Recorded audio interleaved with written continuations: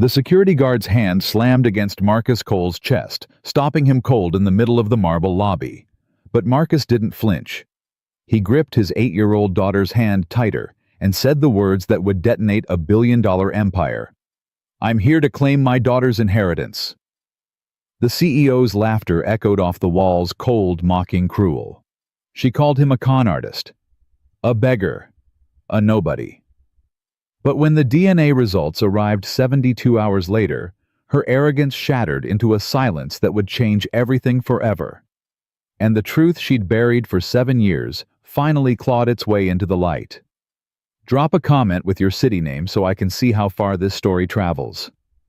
Marcus Cole had rehearsed this moment 1,000 times, standing in the shower of the truck stop where he'd paid $3 for hot water, sitting in the driver's seat of his rusted Toyota while his daughter slept in the back, lying awake at 2 in the morning, staring at the stained ceiling of the homeless shelter, whispering the words until they felt natural. "I'm here to claim my daughter's inheritance." But nothing could have prepared him for the reality of walking through those revolving glass doors. Sterling Industries' headquarters rose 45 stories into the Manhattan sky. The lobby alone was bigger than the apartment Marcus had lost 6 months ago. Marble floors polished to a mirror shine. A chandelier that probably cost more than every car he'd ever owned combined. Men in suits that cost what he used to make in 3 months. Women in heels clicking across the floor like they owned the world. And then, there was Marcus, 38 years old. Jeans worn thin at the knees. A button-down shirt he'd ironed at the shelter that morning using a borrowed iron. Work boots held together with determination and duct tape. 2 weeks of stubble because razors cost money, and money was something he didn't have. And holding his hand, hiding slightly behind his leg, was Lily. 8 years old, brown hair and pigtails that Marcus had learned to braid from YouTube videos. A dress that was too small because she'd grown 2 inches since her mother died. Clutching a stuffed rabbit that had seen better days. She was the only reason he was here. "Daddy?" Her voice was small. "Everyone's looking at us." "I know, sweetheart. They look mad." "They're not mad. They're just surprised." Marcus squeezed her hand. "Remember what I told you. Keep my head up. Don't let anyone make me feel small. That's my girl." They made it exactly 14 steps before security intercepted them. The guard was big, 6'2", easy, broad shoulders straining against his uniform, a face that said he'd removed plenty of unwanted visitors and enjoyed every minute of it. "Hold it right there." Marcus stopped. Lily pressed closer to his leg. "This is private property." The guard's eyes swept over Marcus's worn clothes, his scuffed boots, his daughter's too small dress. "You need an appointment to be here." "I don't have an appointment." "Then you need to leave." "I'm not leaving." Marcus's voice was calm, steady, the voice of a man who had nothing left to lose. "I need to see Victoria Sterling." The guard's expression shifted from bored to annoyed. "Ms. Sterling doesn't see walk-ins. Especially not—" He stopped himself, but the meaning was clear. "Especially not people like me." "I didn't say that." "You didn't have to." Marcus reached into his jacket pocket slowly, carefully keeping his hands visible. He'd learned that lesson the hard way in neighborhoods where men like him were assumed to be dangerous. "I have a letter, a legal document. It says my daughter is entitled to claim her inheritance from the Sterling estate." The word inheritance hit the lobby like a grenade. Conversations stopped. Heels froze on marble. Every executive, every assistant, every person in that cathedral of glass and steel turned to stare at the poor man who'd just said the impossible. The guard's eyes went wide. "Your what?" "My daughter's inheritance." Marcus pulled the envelope from his pocket. "Her mother was Elena Cole. Before she married me, she was Elena Sterling, David Sterling's wife." The name David Sterling moved through the lobby like a shockwave. Marcus saw it in their faces. The recognition, the shock, the disbelief. David Sterling died 7 years ago, the guard said slowly. He didn't have any kids. Yes, he did. Marcus put his hand on Lily's shoulder. Her name is Lily. She's 8 years old. And according to this letter, she's entitled to her biological father's share of Sterling Industries. For a moment, nobody moved. Nobody breathed. Then the whispers started. Did he say David Sterling? That's impossible. David never had children. Who is this guy? Security should throw him out. Look at them. Look at their clothes. Obviously a scam. Lily tugged on Marcus's hand. Daddy, I'm scared. I know, baby. He knelt down to her level, blocking out the staring faces, the cruel whispers. But we talked about this, remember? We're here because Mommy wanted us to be here. Because you deserve what's yours. I don't want money. I want Mommy back. Marcus's heart cracked down the middle. I know, sweetheart. I know. But Mommy asked me to do this. She made me promise. He tucked a loose strand of hair behind her ear. So we're going to be brave together, okay? Just like Mommy taught us. Lily nodded, clutching her rabbit tighter. Marcus stood and faced the guard. I'm not leaving until Victoria Sterling sees this letter. The guard reached for his radio. Ms. Sterling, we have a situation in the main lobby. Static. Then a voice, sharp, cold, irritated. I'm in a board meeting, Thomas. Handle it. Ma'am, you need to come down. It's about your brother. Silence. A silence that stretched for 3 seconds, then 5, then 10. I'll be right down. The elevator chimed 90 seconds later. The doors opened, and Victoria Sterling stepped out. She was 52 years old, but she moved like a woman half her age. Silver hair cut in a sharp bob. A charcoal suit that probably cost more than Marcus's car. Heels that clicked with absolute authority. Eyes like ice. She was power incarnate. Success made flesh. Everything that Marcus Cole was not. Her gaze swept the lobby, landed on Marcus and Lily, and her expression didn't just show contempt, it radiated it. Thomas? Her voice could have frozen the Hudson River. Why is there a homeless man in my building? And why did he bring a child? The words landed like physical blows. Around them, people gasped. Someone laughed quickly, smothered. A woman in pearls clutched her designer bag like poverty might be contagious. Lily whimpered and hid behind Marcus's leg. But Marcus didn't flinch. He'd been insulted by better people than Victoria Sterling. He'd been called worse names by landlords and bosses and strangers on the street. Words couldn't hurt him anymore. I'm not homeless, he said evenly, and I'm not leaving until you hear me out. Victoria's eyebrows rose. Excuse me. My name is Marcus Cole. He stepped forward, and Victoria actually took a half step back. My wife was Elena Cole.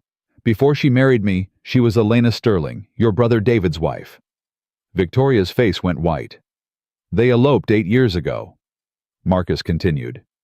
Your family didn't approve. Said Elena was unsuitable. Poor. Beneath the Sterling name. So David married her in secret. And 6 months later, he died in a plane crash. He paused. 2 weeks before Elena found out she was pregnant with his child. That's a lie. Victoria's voice was barely a whisper. David wasn't married. He didn't have... He did. Marcus pulled Lily gently forward. Her name is Lily Elena Cole. She's 8 years old. She has her father's eyes. Victoria stared at Lily, and Lily stared back. The lobby was absolutely silent. No. Victoria shook her head. No. I don't know what con you're running, but it won't work. David wasn't married. He didn't have any children. This is fraud, and I'm calling the police. It's not fraud. Marcus held out the envelope. This letter was issued by your company's legal department 7 years ago. It confirms that any biological child of David Sterling is entitled to his 40% share of the company. Your father put it in his will. Victoria snatched the envelope. Her hands shook as she pulled out the document. Her eyes scanned the page once, twice, 3 times. Marcus watched the color drain from her face. Where did you get this? Elena kept it. For 7 years she kept it and never used it. Never claimed a penny. You want to know why? This is a forgery. It's not a forgery and you know it. Marcus's voice hardened. Elena never used that letter because she knew exactly what would happen. She knew you'd call her a gold digger, a con artist, a nobody trying to steal money from your precious family. So instead of fighting for what Lily deserved, she worked herself to death. Victoria looked up from the letter. Worked herself to death. 3 jobs. Marcus felt his throat tighten. Elena worked 3 jobs. She cleaned office buildings at night, did laundry services during the day, babysat on weekends, 70-80 hours a week for 8 years. Because that's what it takes to survive when you're poor and alone and raising a child. If she needed money, she could have what come to you. Ask the family that rejected her for help. Marcus laughed bitterly. Elena knew better. She knew you'd treat her exactly like you're treating me right now. Like she was garbage. Like she didn't matter because she didn't have money. Victoria's jaw tightened. I'm not. You called me homeless. You looked at my daughter like she was a stain on your floor. You assumed we were criminals before we said a single word. Marcus stepped closer. Elena was right about you. Right about all of you. And she died protecting Lily from people like you. Died. The word seemed to catch Victoria off guard. Elena is dead. 6 months ago. Her heart just stopped. The doctor said it was exhaustion. Years of overwork, not enough sleep, too much stress. Marcus's voice cracked. She collapsed in our kitchen. I held her hand while we waited for the ambulance. Lily was at school. By the time I got to the hospital, he couldn't finish. Lily pressed against his side, crying silently. She was 36 years old. Marcus wiped his eyes with the back of his hand. 36. And she died because she was too proud to ask for help from people she knew would reject her. The lobby was silent. Even Victoria seemed stunned. Elena's last wish, Marcus continued, his voice shaking, was for Lily to know her father's family, to know where she came from, to claim what was rightfully hers. He pulled Lily close. I didn't come here for money. I came here because I made a promise to my wife. Because Lily deserves to know the truth about who she is. Victoria stared at him, then at Lily, then back at him. Thomas? Her voice was strange, hollow. Call Lawrence Abbott. Tell him to come down immediately. Ma'am, now. 3 minutes later, another man emerged from the elevator. He was older, 60s, simple suit, glasses, carrying a worn leather briefcase. His eyes swept the scene. Marcus, Lily, Victoria, the watching crowd with sharp intelligence. Victoria, what's going on? Lawrence, this man claims David had a daughter. He has documentation.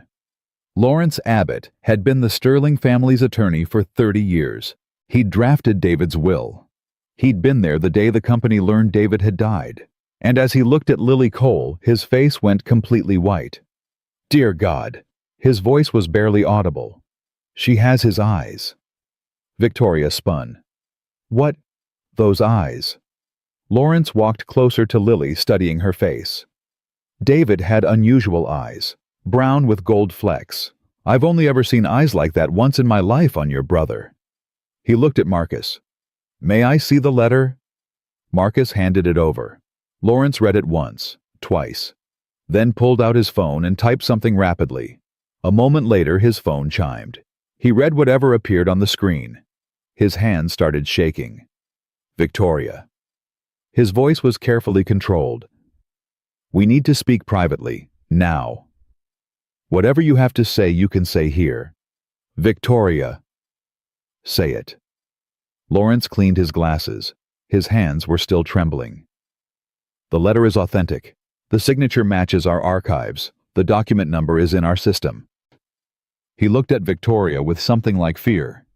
This letter was issued by our legal department 7 years ago, as specified in your father's will. If David ever had biological children, they would automatically inherit his 40% share. Victoria's face was gray. That's impossible. I've confirmed it with our database. The document is real. Lawrence turned to Marcus. When is Lily's birthday? March 7th. Lawrence did the math. His expression grew more ashen. David died in October 8 years ago. If Lily was born the following March... Elena was already pregnant when David died, Victoria finished. Her voice was hollow. He never knew. Marcus nodded. She found out 2 weeks after the crash.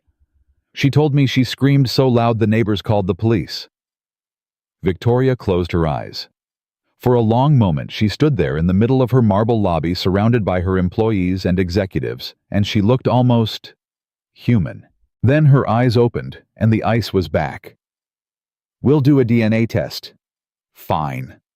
If the results are negative, you'll be arrested for fraud and attempted extortion.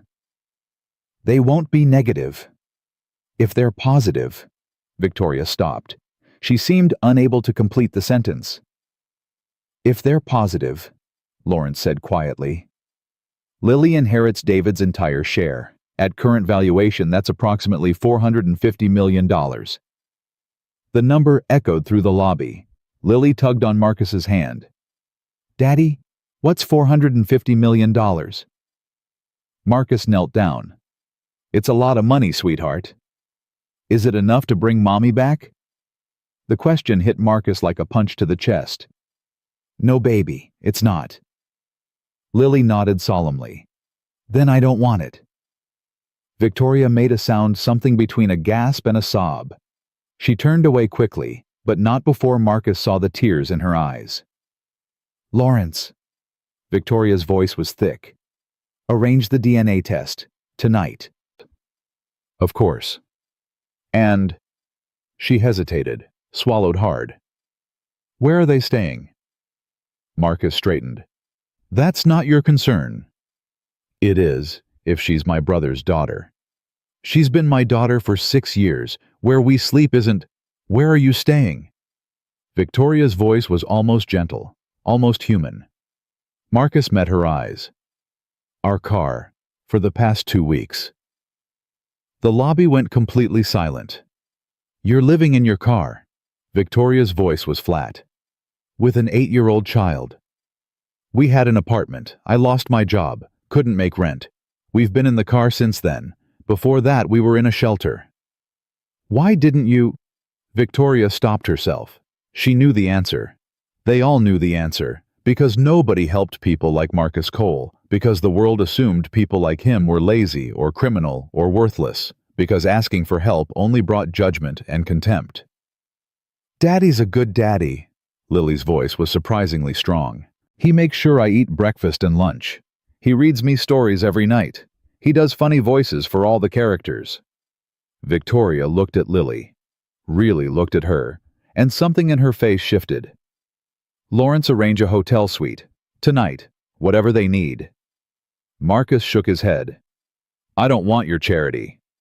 It's not charity. It's... Victoria struggled with the words. It's what David would want. If there's even a chance she's his daughter. She trailed off. We don't need Daddy. Lily tugged on his hand. Can we please sleep in a bed tonight? My back hurts from sleeping in the car. Marcus closed his eyes. He wanted to refuse. Every instinct told him to refuse. To walk out of this building and never come back. To protect his daughter from these people who looked at them like they were less than human.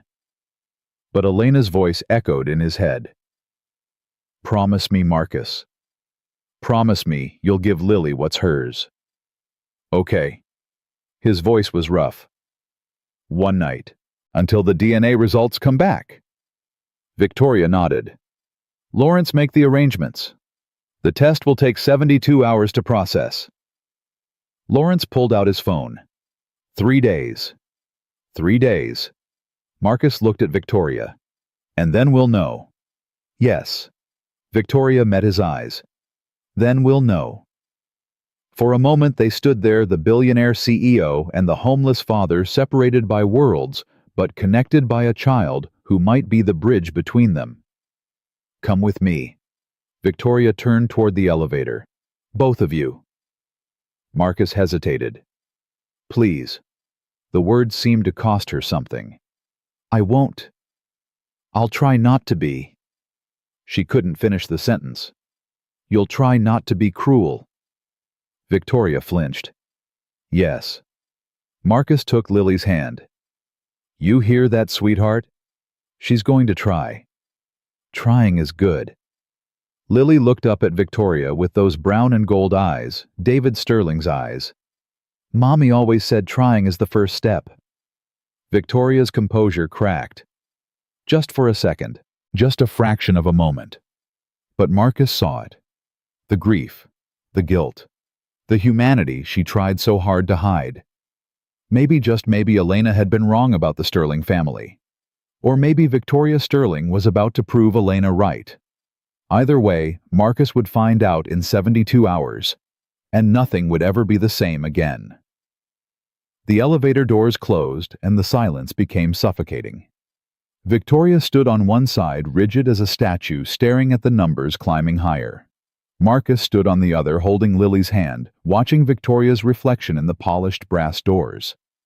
Lily clutched her stuffed rabbit and looked between the two adults. Are you really my aunt? Victoria's jaw tightened. We don't know yet. But the man with the glasses said I have my daddy's eyes. Lawrence is sentimental. He sees what he wants to see. Marcus felt anger flare in his chest, but forced it down. Lily, why don't you count the floors? We're going all the way to the top. Okay, Daddy. 32, 33, 34.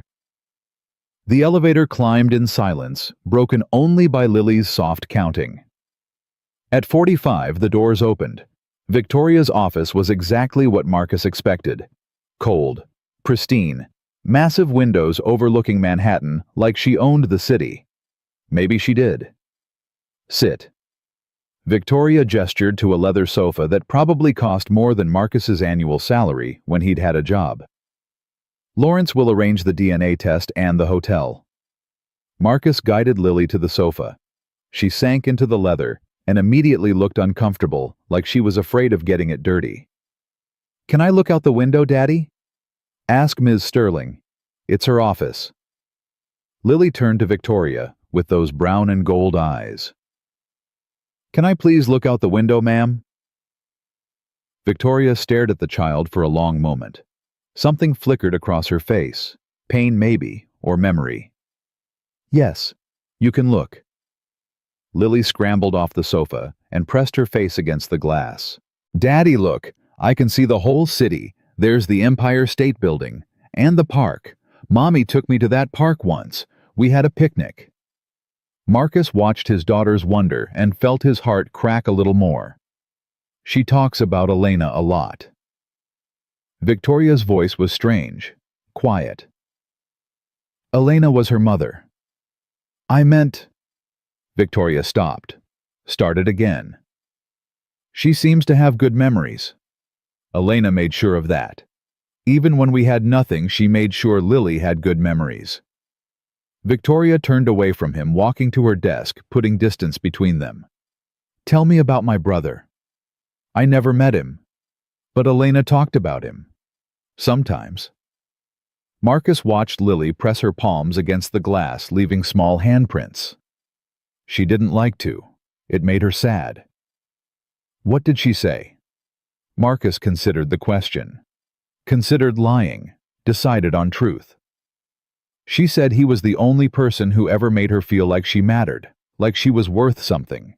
She said he looked at her like she was the most important person in the world, and nobody had ever looked at her that way before. Victoria's hand gripped the edge of her desk. She also said his family destroyed everything, that they told him Elena was beneath him, that she was a gold digger trying to trap him, that if he married her, they'd disown him. That's not... Elena said David didn't care. He said he loved her, and that was all that mattered.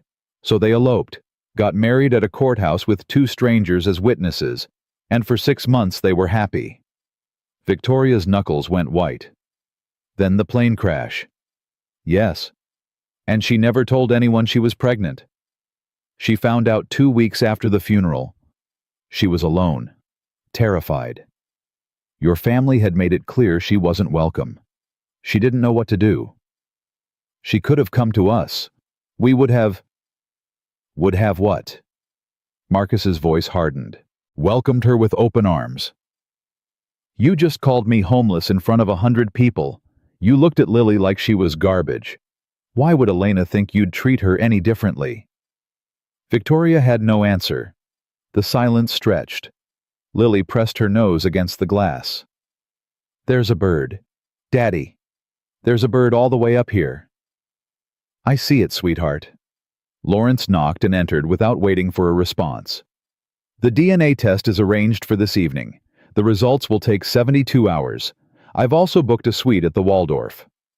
The Waldorf? Marcus shook his head. That's too much. A regular hotel is fine. It's not negotiable. Victoria's voice was cold again, businesslike. If there's any chance she's David's daughter, she's not staying in some roadside motel. We've stayed in worse. I'm sure you have. That doesn't mean you should. Marcus wanted to argue. Wanted to throw the offer back in her face. But Lily was still staring out the window with wonder, and he remembered how she'd cried when the apartment got cold because he couldn't afford heating, how she'd asked why they had to sleep in the car, how she'd stopped asking for things because she knew they couldn't afford them. Fine, the Waldorf. There's one more thing. Lawrence pulled a folder from his briefcase. The DNA test revealed something else in our initial screening, a genetic marker. Marcus's blood ran cold. What kind of marker? It's a heart condition that runs in the Sterling family. David had it. Victoria has it. And based on the preliminary blood work, Lily has it too. Lawrence nodded slowly. It's manageable with proper medical care. Monitoring medication, regular checkups. But if left untreated, what happens if it's left untreated? Lawrence's silence was answer enough. Marcus turned to look at his daughter, still pressed against the window, still counting birds, still innocent and unaware that something inside her was broken. How long? His voice came out as a whisper. How long has she had this? Since birth. It's genetic. And Elena knew? Another heavy silence. We can't confirm that without... Elena knew. Marcus's voice cracked. That's why she worked so hard. That's why she never stopped. She knew Lily might need medical care someday, expensive medical care, and she was trying to save enough money to... He couldn't finish. Elena hadn't just worked herself to death for rent and food.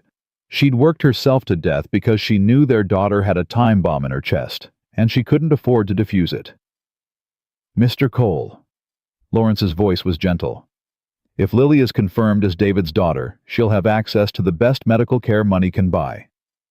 The Sterling family health plan covers everything. And if she's not confirmed...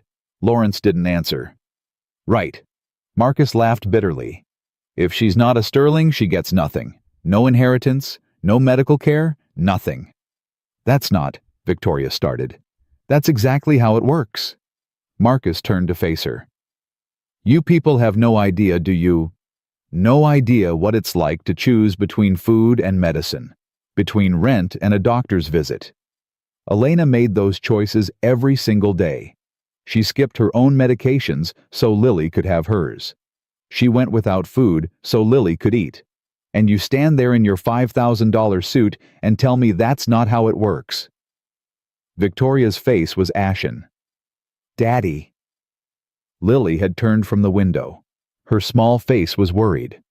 Why are you yelling? Marcus forced himself to breathe, to calm down, to remember that none of this was Lily's fault. I'm sorry, sweetheart. I'm not yelling. I'm just... talking loudly. You talk loudly when you're scared. Lily walked over and took his hand. It's okay to be scared, Daddy. Mommy said being scared means you love someone enough to worry about them. Marcus pulled her close, burying his face in her hair, hiding his tears.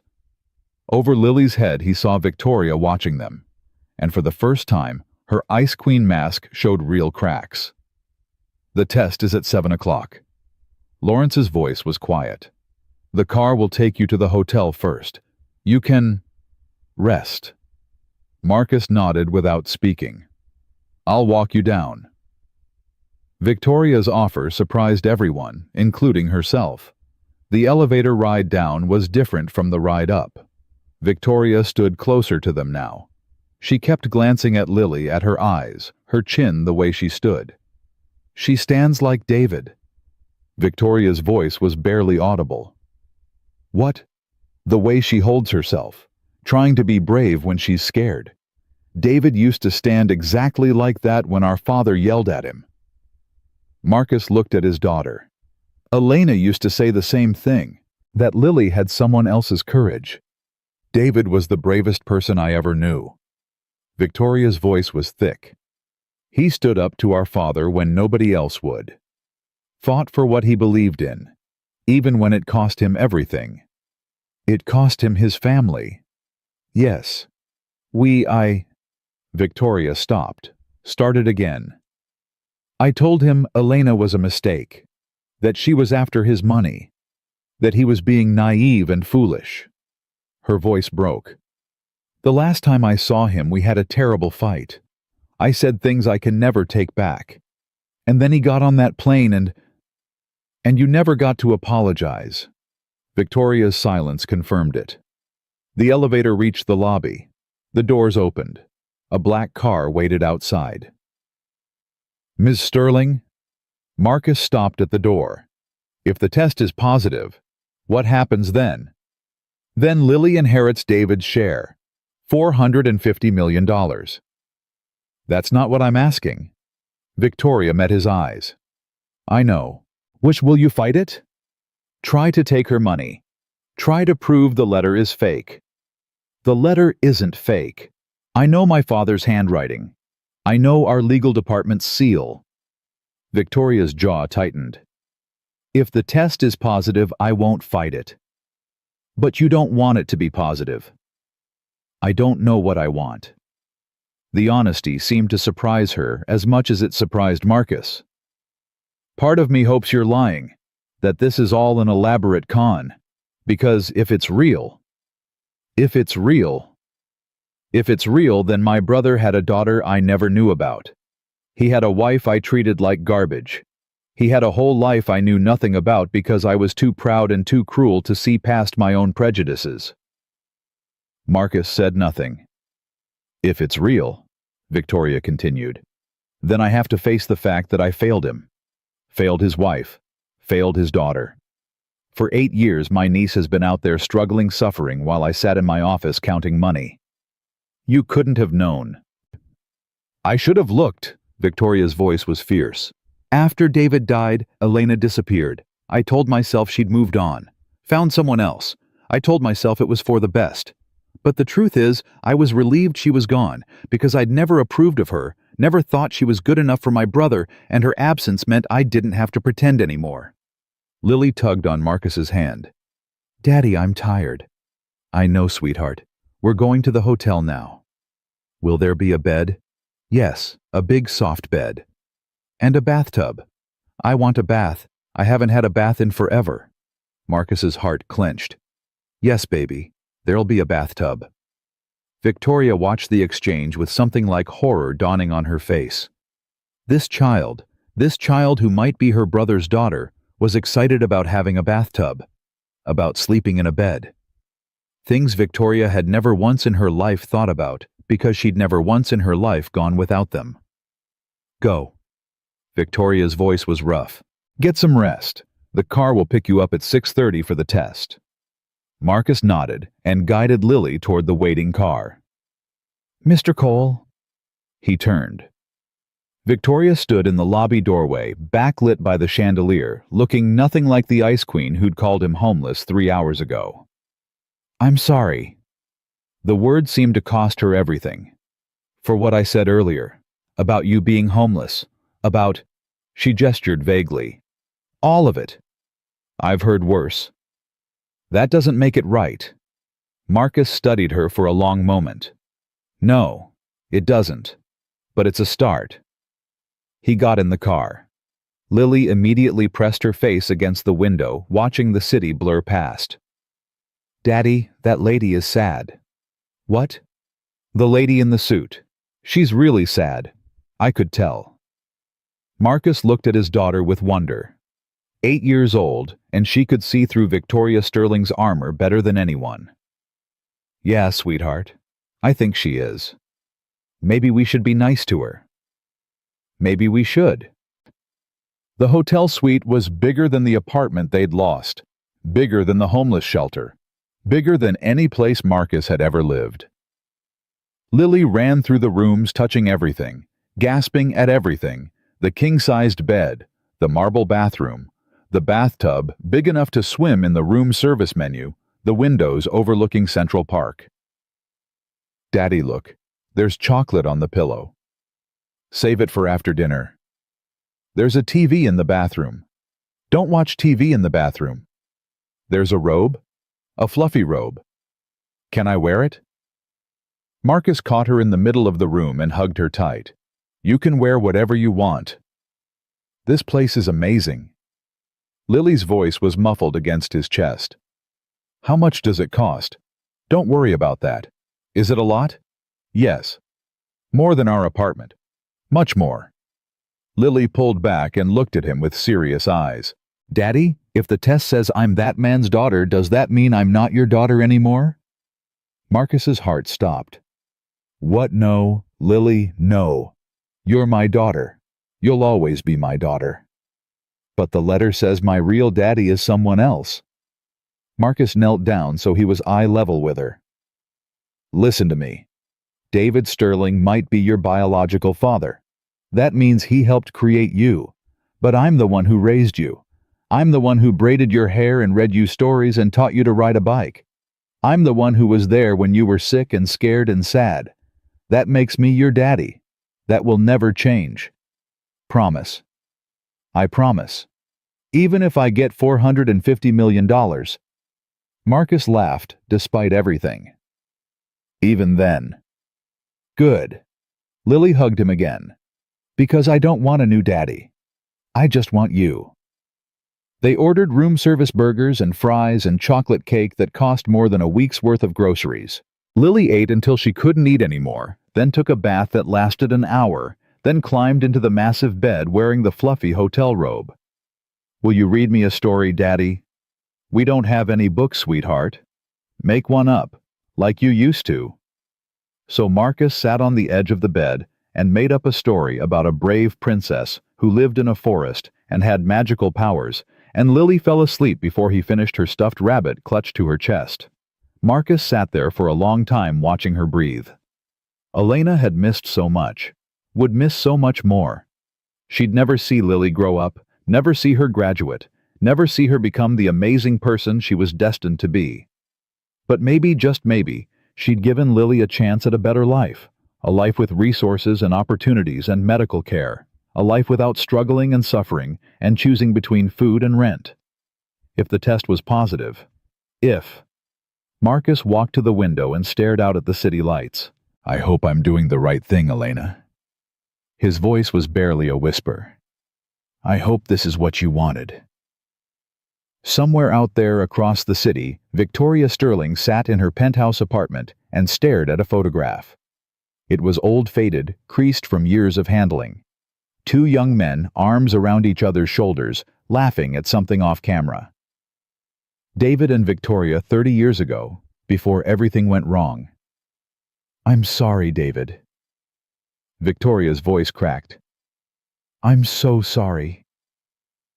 She'd spent 8 years trying to forget him, trying to bury the guilt, trying to pretend that the last words she'd said to him, cruel, cutting, unforgivable words, didn't matter, because he was dead and the dead couldn't hear apologies. But now, his daughter was alive. His daughter with Elena, the woman Victoria had dismissed as a gold digger, the woman who'd apparently worked herself to death rather than ask the Sterling family for help. Victoria poured herself a scotch, then another, then a third. She thought about Marcus Cole standing in her lobby, worn clothes and duct-taped shoes, holding his daughter's hand with quiet dignity. She thought about how she'd called him homeless, how she'd looked at him like he was garbage, how she'd proved every fear Elena had ever had about the Sterling family. And she thought about Lily. Those eyes. David's eyes. Looking up at Victoria with a mix of fear and hope that Victoria didn't deserve.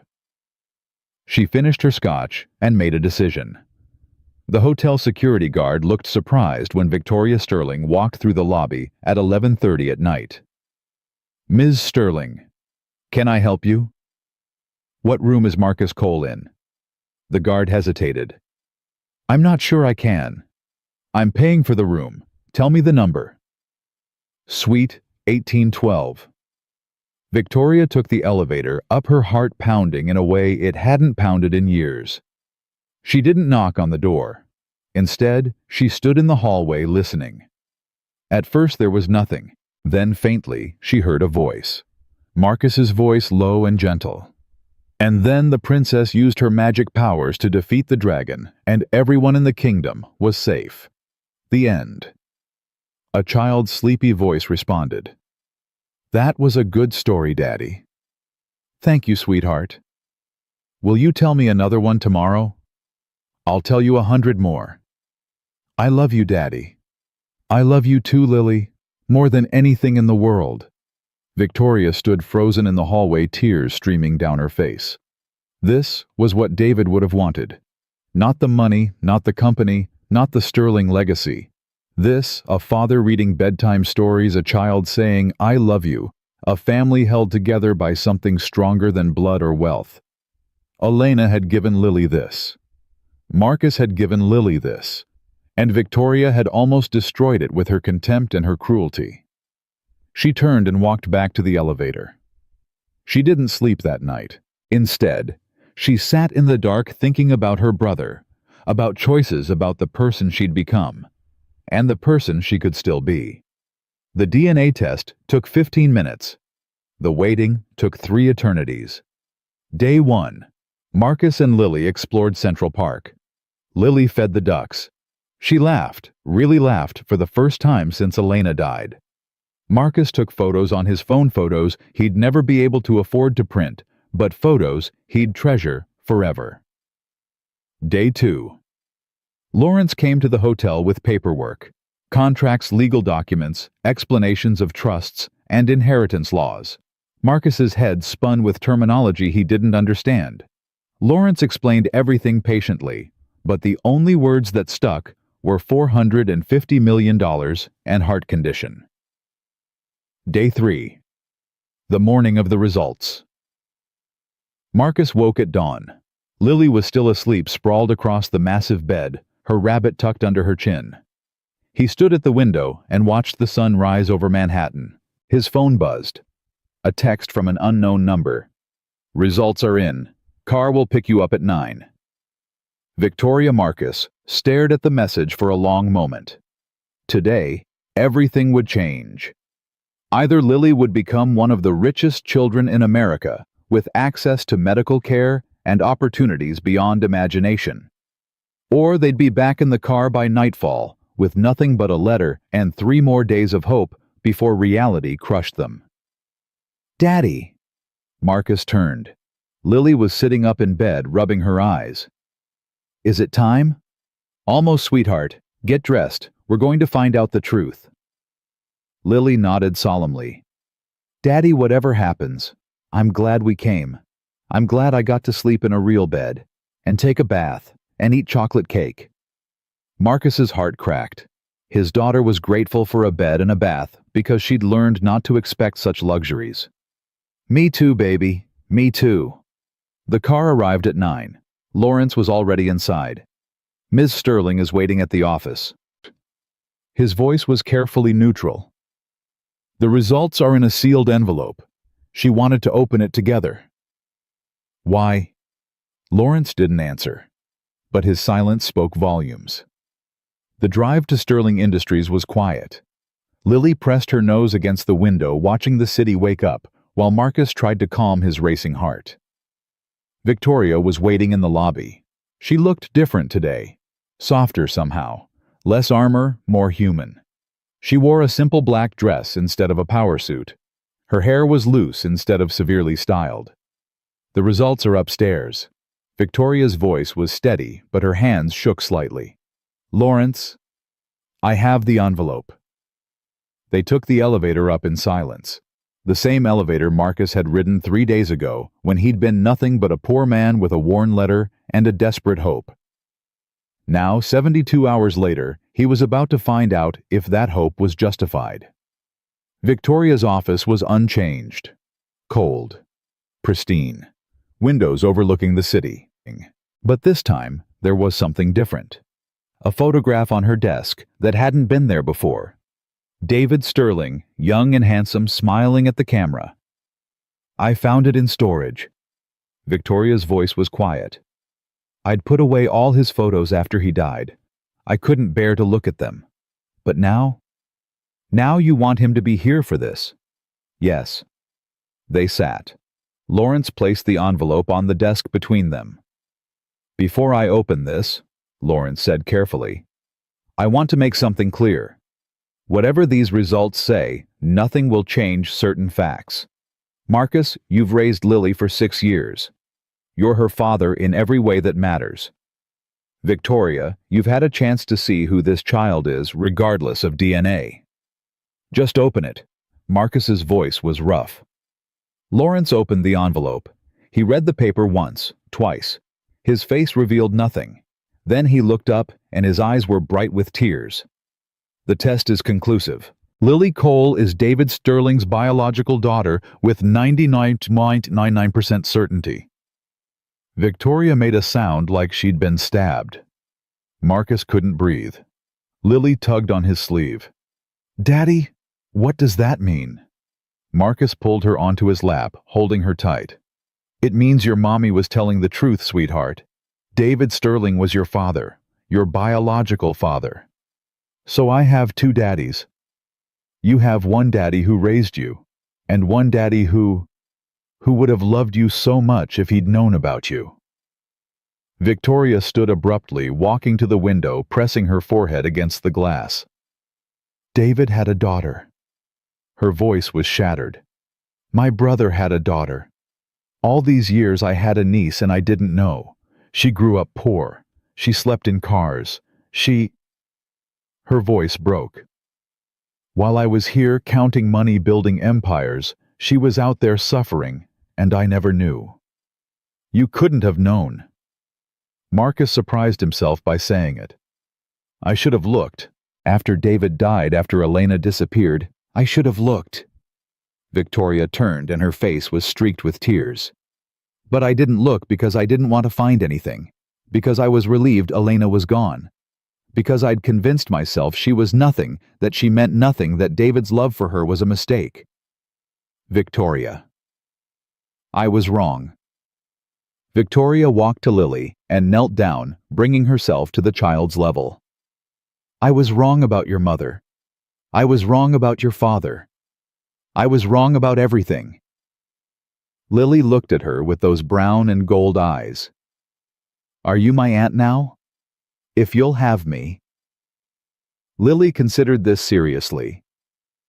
Will you try to be nice? Victoria almost laughed. Almost. I'll try. That's what Mommy always said. Trying is the first step. Lily reached out and took Victoria's hand. Welcome to our family, Aunt Victoria. Victoria broke. She pulled Lily into her arms and sobbed great racking sobs that shook her whole body. 8 years of guilt and grief and loneliness pouring out in a flood of tears. Marcus watched his own eyes wet as the Ice Queen of Sterling Industries fell apart, holding the niece she'd never known existed. And somewhere, somehow, he could have sworn he heard Elena laughing. You did it, Marcus. You kept your promise. Lawrence cleared his throat softly, but neither Victoria nor Lily moved. They stayed locked in that embrace, the billionaire CEO and the 8-year-old girl, 2 strangers connected by blood and grief, and the ghost of a man they'd both lost. Marcus watched them with a strange mixture of emotions. Relief, fear, hope. And underneath it all, the gnawing worry that had kept him awake for 3 nights. "There's more," Lawrence said quietly. The DNA analysis confirmed something else. Victoria pulled back from Lily, wiping her eyes. "The heart condition." "Yes. Lily has the same genetic marker that David had, the same one you have." Marcus felt his stomach drop. "How serious is it?" "Manageable with proper care, regular monitoring, medication, annual checkups with a cardiologist." Lawrence's voice was gentle but clinical. "Without treatment, however." "What happens without treatment?" Marcus demanded. "The condition can cause sudden cardiac events, especially during periods of physical stress or extreme emotion." Lawrence paused. David knew about his condition. He was on medication, but the crash happened so fast that it didn't matter. Victoria made a sound of pain. "Elena knew. That's why she worked so hard. She knew Lily might need expensive medical care, and she couldn't afford it." "She never told me." Marcus's voice cracked. 8 years of marriage, and she never told me our daughter had a heart condition." "She probably couldn't bear to." Victoria's voice was hollow. "Elena knew that without money, without insurance, there was nothing you could do. Telling you would only have made you both suffer more." Marcus looked at Lily, who was watching the adults with worried eyes. "Daddy, am I sick?" He knelt down and took her hands. "You have something in your heart that needs watching, sweetheart. Like a little engine that sometimes runs too fast. But the doctors can help you. They can make sure your engine runs just right."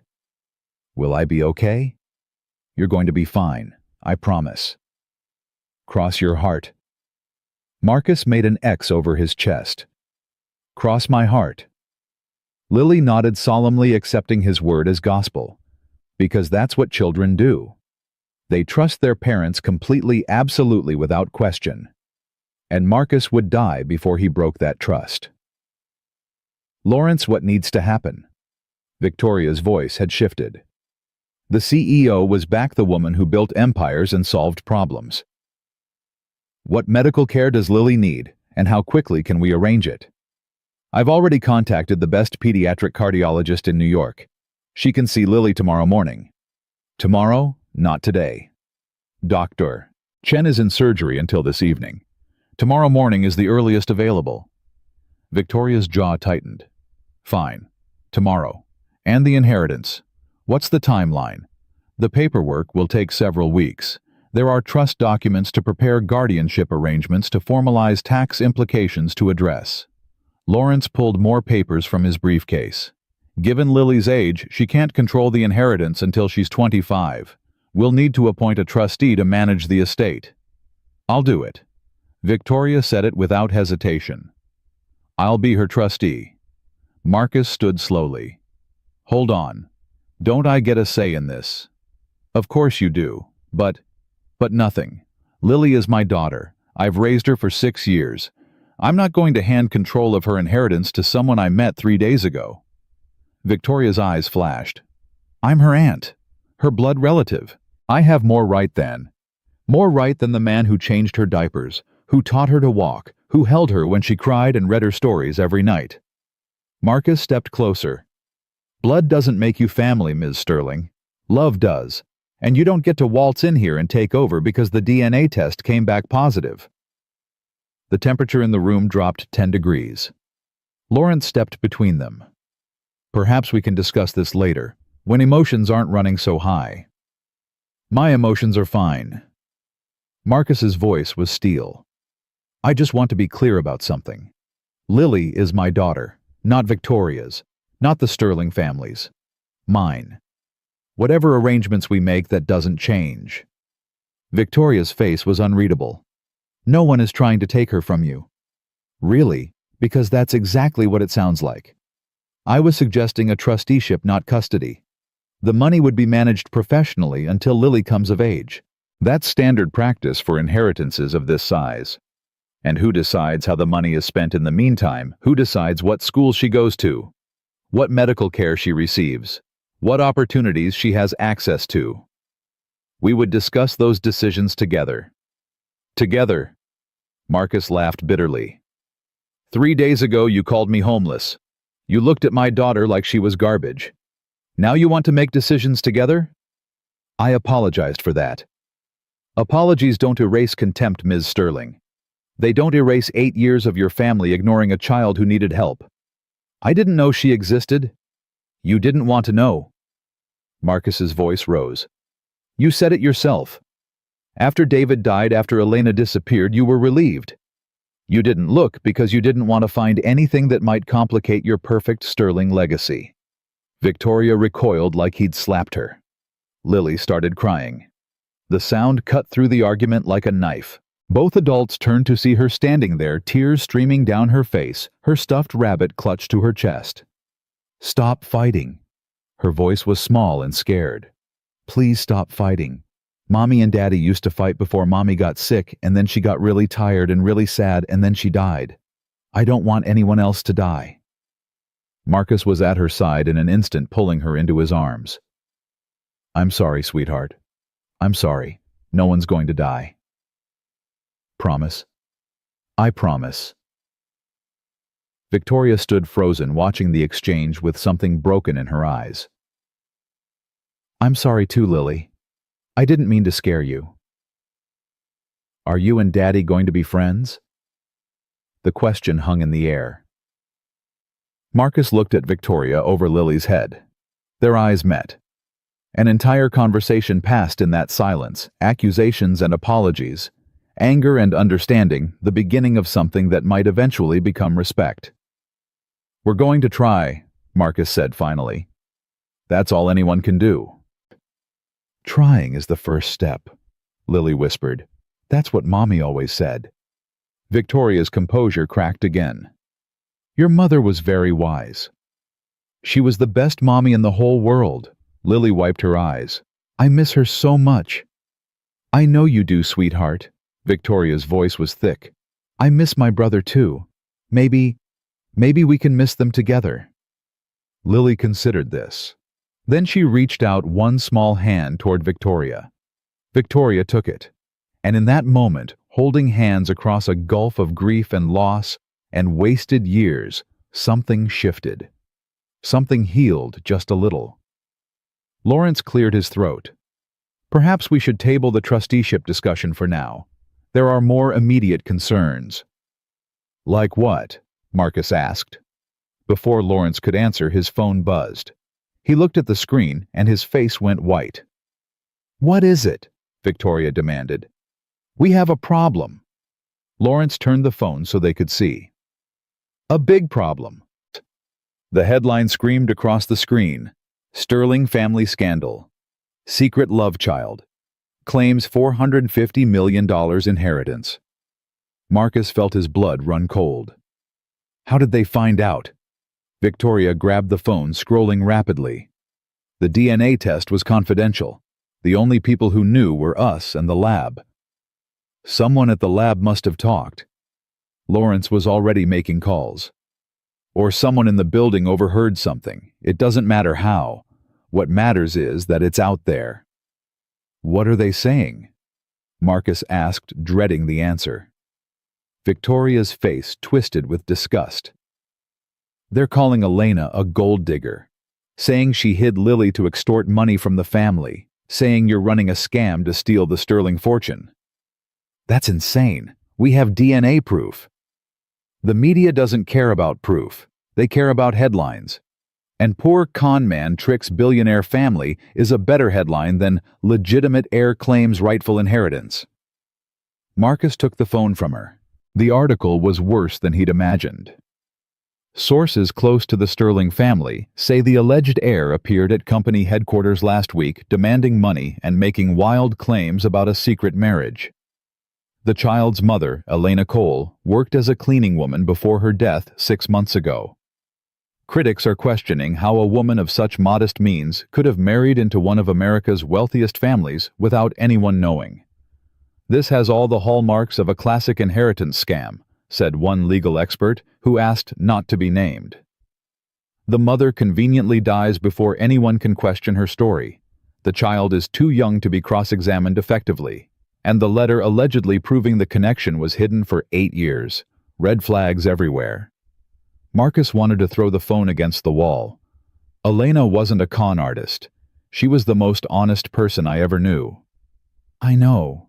Victoria's voice was surprisingly gentle. But the media doesn't know that, and right now they're destroying her reputation. We have to stop them. How we can't sue every news outlet in America. Then we tell the truth. We hold a press conference. We show them the DNA results, the letter, everything. Victoria hesitated. That's risky. Once you go public, there's no going back. Lily's life will never be normal again. Her life was never going to be normal. Marcus looked at his daughter, who was watching the adults with worried eyes. She just inherited $450 million. That's not normal. But I won't let them destroy Elena's memory. I won't let them call her mother a criminal. Victoria studied him for a long moment. You really loved her, didn't you, Elena? More than anything in the world, except Lily. David loved her too. I never understood why she was so different from the women our family approved of. But he loved her completely, absolutely, without reservation. Victoria's voice softened. Maybe I was jealous. Maybe that's why I was so cruel. Jealous.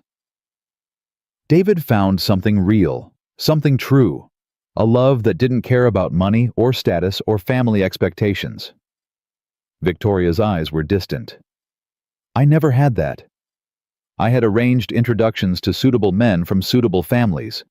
I had relationships that looked good in society pages. But I never had what David and Elena had. Marcus didn't know what to say. I'll arrange the press conference. Victoria's CEO voice was back, but warmer now. Tomorrow afternoon. We'll do it here in the building with full documentation. DNA results, the original letter, photographs of David and Elena together. Everything. And what about the board? Lawrence interjected. They're not going to be happy about this. Victoria's expression hardened. The board doesn't get a vote. Victoria, they're already asking questions. Harold called me this morning demanding to know what's going on. The stock price dropped 3% when the news broke. Let it drop. They'll want to fight the inheritance. They'll argue that the letter is invalid, that the marriage wasn't properly registered, that... Let them argue. Victoria turned to face Lawrence fully. Lily is David's daughter. The DNA proves it. The letter proves it. And I will not let the board turn my brother's child into a liability to be managed. Lawrence held up his hands. I'm on your side, Victoria. I'm just warning you about what's coming. I know what's coming. Victoria's voice was ice. Harold and his cronies will try to protect the stock price. They'll try to minimize the scandal.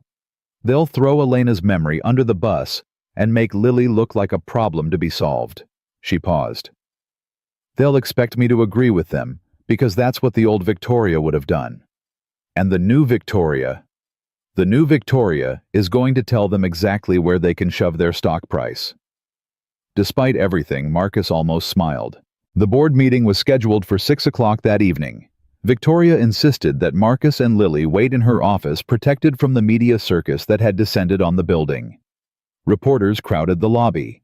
Camera crews blocked the sidewalk. Every major news network had sent someone to cover the story.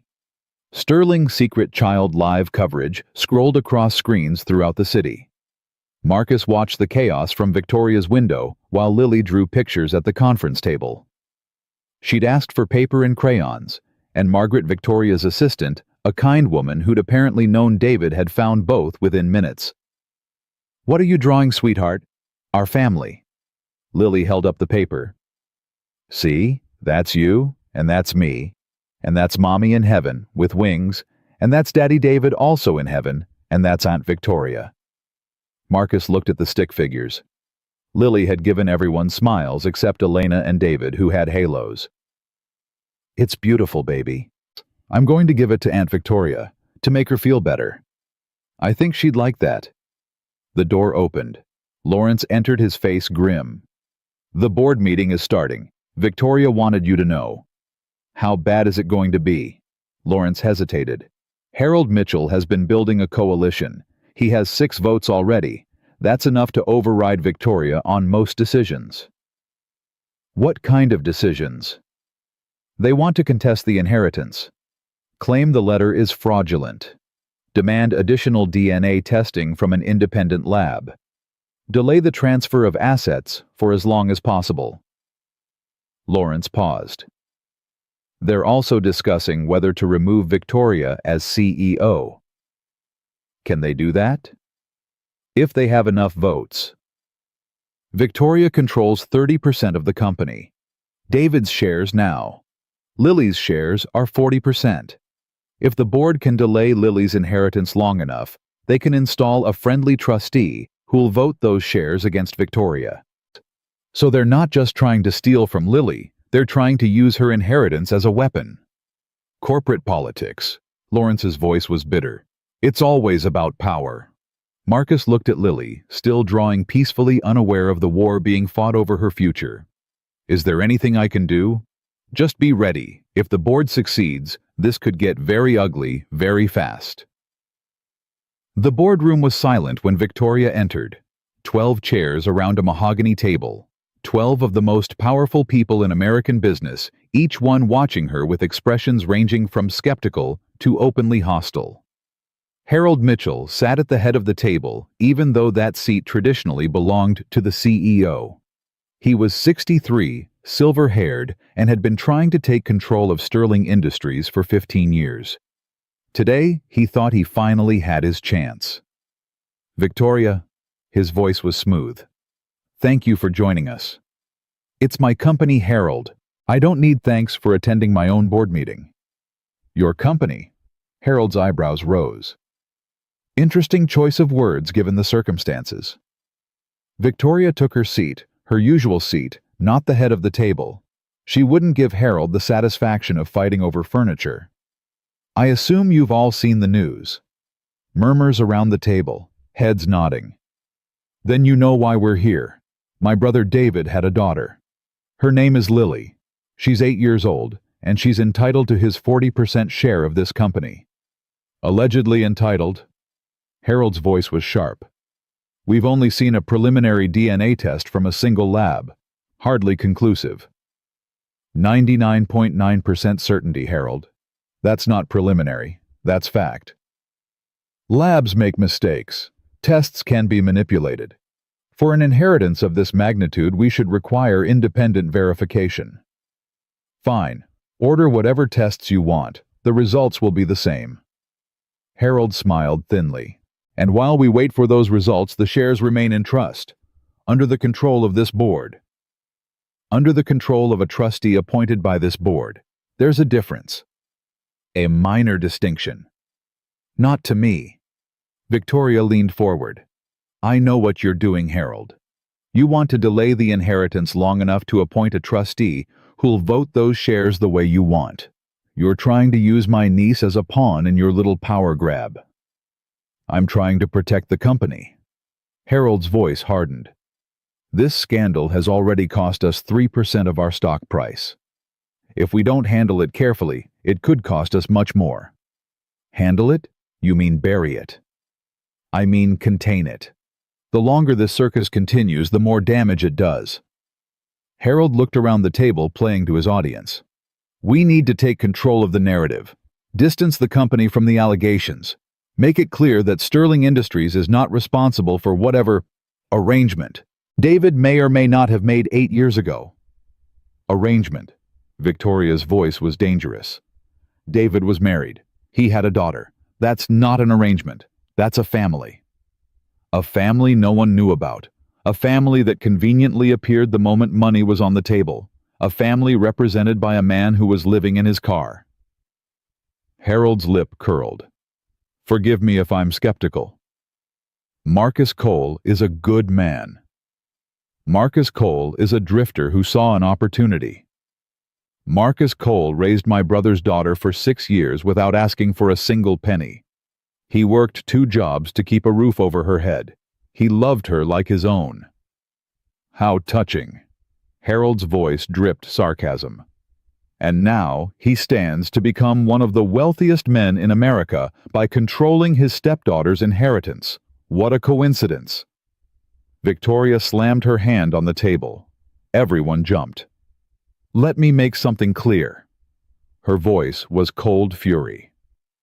Elena Cole was David's wife. Lily Cole is David's daughter. I've seen the evidence. I've seen the DNA results. I've seen Lily's eyes, my brother's eyes looking back at me. This is not a scam. This is not a conspiracy. This is a child who lost her mother and deserves what's rightfully hers. Victoria. I'm not finished. She stood commanding the room. You want to talk about protecting the company, fine. Let's talk about what happens if we fight this inheritance. Let's talk about the headlines, billionaire family denies orphan her birthright. Let's talk about the lawsuits, the depositions, the media coverage that will drag on for years. Let's talk about what happens when the public finds out we tried to steal from an 8-year-old girl. Harold's face reddened. We're not stealing. You're proposing to delay her inheritance indefinitely while you investigate. You're proposing to appoint a trustee who'll vote her shares against her own interests. You're proposing to drag Elena's name through the mud so you can protect your precious stock price. Victoria's voice rose. That's not protection, Harold. That's theft with lawyers. The board has a fiduciary responsibility. The board has a responsibility to do what's right. Victoria looked at each member in turn. Some of you knew David. Some of you came to his funeral. You stood there and said what a tragedy it was that he died so young, that he never got to live his life, have a family, become a father. She paused, letting the words sink in. Well, he did have a family. He did become a father, and his daughter is downstairs right now drawing pictures while the adults decide whether she deserves what her father left her. The room was silent. Elena Cole worked herself to death. Victoria's voice cracked, but she pushed through. She was 36 years old. She worked 3 jobs cleaning offices, doing laundry, babysitting to keep her daughter fed and housed. She died of exhaustion because she was too proud to ask for help from people she knew would reject her. Harold opened his mouth. Don't. Victoria's voice was sharp. Don't you dare say she should have come to us. We gave her every reason to believe we'd treat her exactly the way you're treating her now, like a criminal, like a gold digger, like nothing. We failed her. We failed David. And I will not fail their daughter. Victoria, be reasonable. I am being reasonable. I'm being more reasonable than any of you deserve. She gathered her papers. Here's what's going to happen. We're going to honor my brother's inheritance. We're going to welcome his daughter into this family. And we're going to hold a press conference tomorrow where we tell the truth about Elena Cole, that she was a good woman who loved her husband and sacrificed everything for her child. The board hasn't voted. The board doesn't get to vote on basic human decency. Victoria headed for the door. If you want to remove me as CEO, Harold, go ahead and try. But know this, I control 30% of this company. Lily will soon control 40%. That's 70% against whatever coalition you can cobble together. She paused at the door. Oh, and Harold, if I hear one more word about Elena Cole being a gold digger, I'll release the private investigator's report I commissioned this afternoon. The one that shows how much money David transferred to offshore accounts in the months before his death. Accounts that your son-in-law has been quietly accessing for the past 8 years. Harold's face went white. I thought so. Victoria smiled coldly. Shall we adjourn? The meeting ended. Victoria found Marcus and Lily still in her office. Lily had fallen asleep on the couch clutching her rabbit. Marcus sat beside her, watching over her like a guardian angel. How did it go? He asked quietly. About as well as expected. Victoria sank into a chair, exhaustion finally showing on her face. Harold tried to delay the inheritance. I shut him down. How? Let's just say I reminded him that glass houses and stones don't mix. She looked at Lily's sleeping form. The press conference is confirmed for tomorrow afternoon, 2 o'clock. Are you ready? No. but I'll be ready by tomorrow." Victoria nodded. "Marcus, I owe you an apology. A real one, not the half-hearted thing I said in the lobby." "You've already apologized." "Not enough. Not for what I was about to do." She leaned forward. When Harold was talking about trustees and independent tests and containing the narrative, part of me wanted to agree. Part of me wanted to make this all go away quietly. Protect the company, protect my position, let someone else deal with the complications. But you didn't. No. Because I looked at that little girl and I saw David's eyes, and I finally knew what kind of person I'd become. The kind of person Elena was right to fear. The kind of person who measures worth in dollars and status instead of love and sacrifice. Marcus was quiet for a moment. "Elena never hated your family. She was just afraid. She had every reason to be afraid. We gave her every reason." Victoria's voice broke. "I gave her every reason. But you're trying to be different now." "Trying." Victoria laughed bitterly. "Lily said that's the first step. She's pretty smart for 8. She's remarkable." Victoria looked at the sleeping child with something like wonder. She's been through so much, losing her mother, living in a car, facing strangers who looked at her like garbage, and she still has this light, this kindness, this ability to see good in people who don't deserve it. She gets that from Elena. And from you. Victoria met his eyes. "Elena raised her for 2 years before you came along. But you raised her for 6. You shaped her. That kindness, that strength. That's you, Marcus."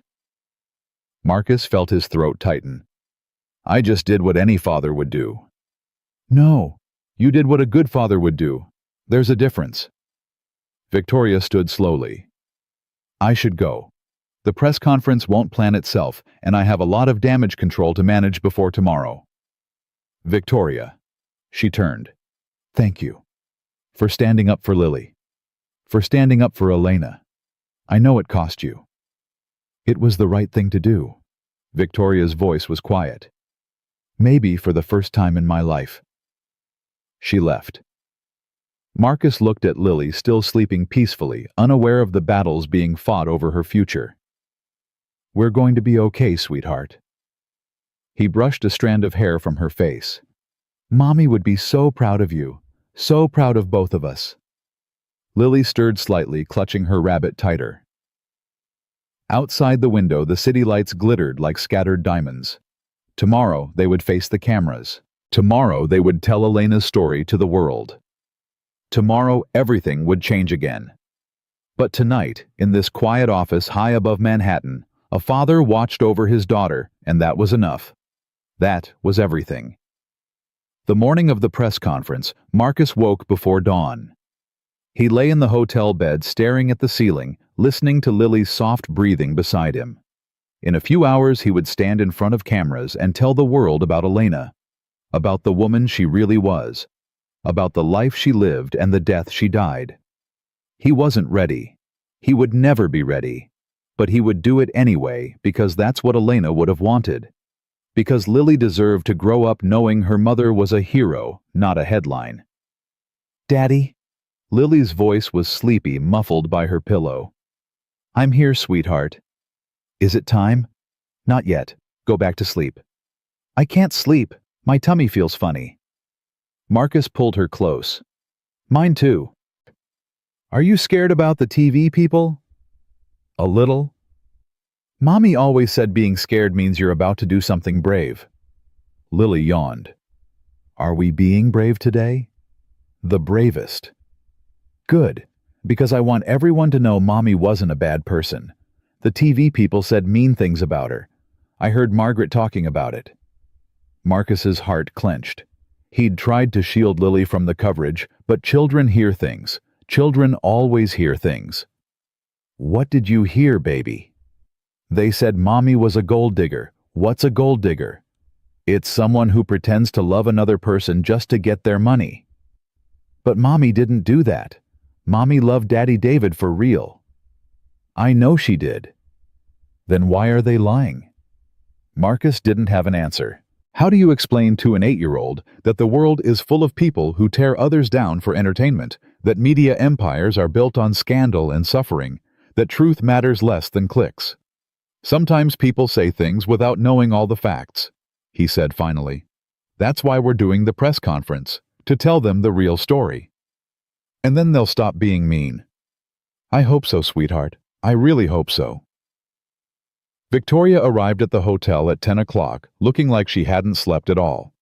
Dark circles under her eyes, tension in every line of her body. But her voice was steady when she spoke. The press conference is set up.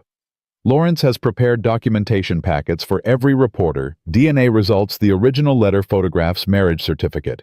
Everything is verified and authenticated. Marriage certificate? Marcus frowned. I didn't know you had that. I found it this morning, in David's things. Victoria's voice softened. He kept everything, Marcus. Letters, photos, a journal. I spent all night going through boxes I hadn't opened since he died. What did you find? Victoria pulled a worn leather journal from her bag. This. Marcus took it carefully. The pages were yellowed, the handwriting cramped but readable. March 15th. Victoria said quietly. Read that entry. Marcus found the page. Today, I married the woman I love. Elena Maria Santos. She wore a white dress she bought at a thrift store, and she was the most beautiful thing I've ever seen. Father would disown me if he knew. Victoria would lecture me about responsibility. But none of that matters. Elena matters. Our future matters. And someday when we have children, I'll tell them that their mother was the bravest person I ever met. A woman who loved me without caring about my money, my name, or my family's expectations. I am the luckiest man alive. Marcus couldn't speak. The words blurred as tears filled his eyes. There's more. Victoria took the journal gently. October 2nd, the day before the crash. She read aloud. Elena told me she's late. She thinks she might be pregnant. I've never been so happy and so terrified at the same time. I want to tell everyone, Father, Victoria, the whole world. But Elena is scared. She says my family will think she trapped me. She doesn't understand that I don't care what they think. I only care about her, about our baby, about the life we're going to build together. Tomorrow I'm flying to Chicago for business, but when I get back, we're going to the doctor. We're going to find out for sure. And if it's true, when it's true, I'm going to be the best father in the world. I'm going to give my child everything I never had: unconditional love, acceptance, freedom to be whoever they want to be. I can't wait to meet them. Victoria's voice broke on the last sentence. He never got to meet her. Marcus's voice was raw. He never knew. He knew she was loved. Victoria wiped her eyes. That's something. That has to be something. They stood in silence, bound by grief and the ghost of a man who had died with so much love still to give. I want to read this at the press conference, Marcus said finally. The October 2nd entry. I want people to hear David's words, to understand what he and Elena had. Are you sure?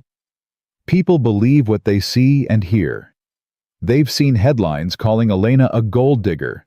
They need to hear David calling her the bravest person he ever met. Victoria nodded slowly. I'll make copies for the press packets. Lily appeared in the doorway, dressed in the new clothes Victoria had bought her, a simple blue dress that matched her eyes. Her hair was brushed, her face scrubbed clean, her stuffed rabbit clutched under one arm. I'm ready, she announced. Victoria knelt down to her level. Are you sure you want to do this, Lily? You don't have to. You can wait here with Margaret. I want to come. Mommy would want me to be brave. Your mommy would be so proud of you. I know. Lily's voice was matter-of-fact. She told me every day. She said I was her greatest adventure. Victoria's composure cracked. She pulled Lily into a fierce hug, holding her like she was precious beyond measure. Because she was. The conference room was packed beyond capacity. 300 reporters, 50 camera crews, live feeds to every major news network in the country. The story of the Sterling secret child had captured the nation's attention, and everyone wanted a front-row seat to whatever happened next. Marcus stood behind the curtain, watching the chaos, trying to remember how to breathe. "You don't have to do this." Victoria appeared beside him. "I can make a statement. Read from David's journal. Handle the questions." "No." Marcus straightened his tie, borrowed from Lawrence, the nicest thing he'd ever worn. "Elena deserves to have her story told by someone who loved her. Not a press release, not a corporate statement. The truth from someone who knows it." "You're a good man, Marcus Cole." "I'm a scared man, but I'm doing it anyway." Victoria almost smiled. "That's what makes you good." Lawrence signaled from the podium. "We're ready." Marcus took Lily's hand. "Remember what we talked about. Stay close to you. Don't talk to strangers. If I get scared, squeeze your hand twice." "That's my girl." They walked out together. The room erupted. Cameras flashed like lightning. Reporters shouted questions over each other. The noise was overwhelming, a wall of sound that hit Marcus like a physical force. But he kept walking, one foot in front of the other, toward the podium, toward the truth. Victoria reached the microphone first. "Thank you all for coming." Her voice cut through the chaos, commanding silence. "I'm Victoria Sterling, CEO of Sterling Industries. Before we begin, I want to make something clear. This is not a corporate event. This is not about stock prices or market shares or business strategy. This is about family, my family, and the truth that should have been told 8 years ago." The room quieted. "My brother David died on October 3rd, 8 years ago. He was 31 years old. He was brilliant, kind, passionate, and stubborn. He was also secretly married to a woman named Elena Santos, and he was about to become a father." Victoria paused. "I didn't know any of this until 3 days ago. I didn't know because I hadn't looked. Because I hadn't wanted to look. Because I had convinced myself that Elena was beneath our family, and her disappearance after David's death was a relief rather than a tragedy." Murmurs rippled through the crowd. "I was wrong." Victoria's voice was steady but heavy with emotion. "I was cruel, prejudiced, and blind. And because of my failures, my family's failures. A good woman spent 8 years raising her daughter alone, working herself to death, too afraid to ask for help from people she knew would reject her." She stepped back from the microphone. "This is Marcus Cole. He was Elena's husband. He raised Lily as his own daughter for 6 years. He has agreed to share Elena's story with you today. I ask that you listen with open hearts and minds." Marcus approached the podium on legs that felt like rubber. 300 faces stared at him. Millions more watched through cameras. The weight of their attention pressed down on him like a physical force. But he thought of Elena, of her smile, her laugh, the way she sang off-key, while cooking, the way she held Lily like she was the most precious thing in the universe. And he found his voice. "My name is Marcus Cole. 3 years ago, I married a woman named Elena. She was a widow with a 2-year-old daughter. She worked as a cleaning woman at the office building where I worked as a janitor." He paused. "That's how we met. 2 people mopping floors at midnight talking to pass the time. I thought she was the most beautiful woman I'd ever seen. Not because of how she looked, but because of how she made me feel. Like I mattered. Like I was worth something." The room was absolutely silent. "Elena didn't tell me about David Sterling until we'd been dating for 6 months. She was terrified I'd see her differently as a gold digger, as someone who'd trapped a rich man. She made me promise never to tell anyone about Lily's real father. She made me swear that if anything happened to her, I'd keep Lily safe from the Sterling family." He looked at Victoria. "I understand why now." Elena had met Victoria once at a party before David's death. Victoria told her she wasn't good enough for David, that she should leave before she embarrassed herself, that people like Elena didn't belong in their world. Victoria flinched visibly. "So Elena ran." She found out she was pregnant 2 weeks after David's crash, and she ran. She changed her name back to Cole, her maiden name. She moved to a new city. She started over. Alone. Terrified. Pregnant with a dead man's child. Marcus's voice cracked, but he pushed through. I've read the articles you've written. I've seen the headlines. Gold digger. Scam artist. Con woman. Let me tell you about the Elena Cole I knew. He pulled a worn photograph from his pocket. Elena holding baby Lily, both of them laughing at something off camera. Elena worked 3 jobs. She woke up at 4 a.m. to do laundry services. She cleaned office buildings from 6 p.m. to midnight. She babysat on weekends. 70-80 hours a week every week for years. Not because she was lazy, not because she was unmotivated, because that's what it takes to survive when you're poor in America. He held up the photograph. This is Elena with Lily when Lily was 1 year old. Look at them. Look at Elena's face. Does that look like a gold digger to you? Does that look like someone who cared about money? The camera crews zoomed in on the image. Elena could have claimed Lily's inheritance at any time. She had the letter, the same letter I brought to Sterling Industries last week. She could have walked into that building 8 years ago and demanded $450 million. But she didn't. His voice rose. She didn't, because she knew how she would be treated. She knew they would call her names, drag her through the mud, make her feel worthless. So instead of fighting for what her daughter deserved, she worked herself to death. Tears streamed down his face, but he didn't wipe them away. Elena died 6 months ago. She was 36 years old. Her heart just stopped. The doctors said it was exhaustion, years of overwork, too little sleep, too much stress. She collapsed in our kitchen. I held her hand while we waited for the ambulance. Her last words to me were, "Take care of Lily. Tell her I love her. Give her the letter." The room was weeping. Reporters, camera operators, even the security guards, everyone was crying. Elena's last act on this earth was making sure her daughter had a chance at a better life. Not for herself. She knew she was dying. She knew she wouldn't be there to see it. But she wanted Lily to have options. Opportunities. The things Elena could never afford to give her. Marcus pulled out David's journal. David Sterling wrote this the day before he died. Victoria found it last night. I want to read it to you. He opened to the marked page. Elena told me she's late. She thinks she might be pregnant. I've never been so happy and so terrified at the same time. I want to tell everyone, Father Victoria, the whole world. But Elena is scared. She says my family will think she trapped me. She doesn't understand that I don't care what they think. I only care about her, about our baby, about the life we're going to build together. Marcus's voice broke. Tomorrow, I'm flying to Chicago for business, but when I get back, we're going to the doctor. We're going to find out for sure.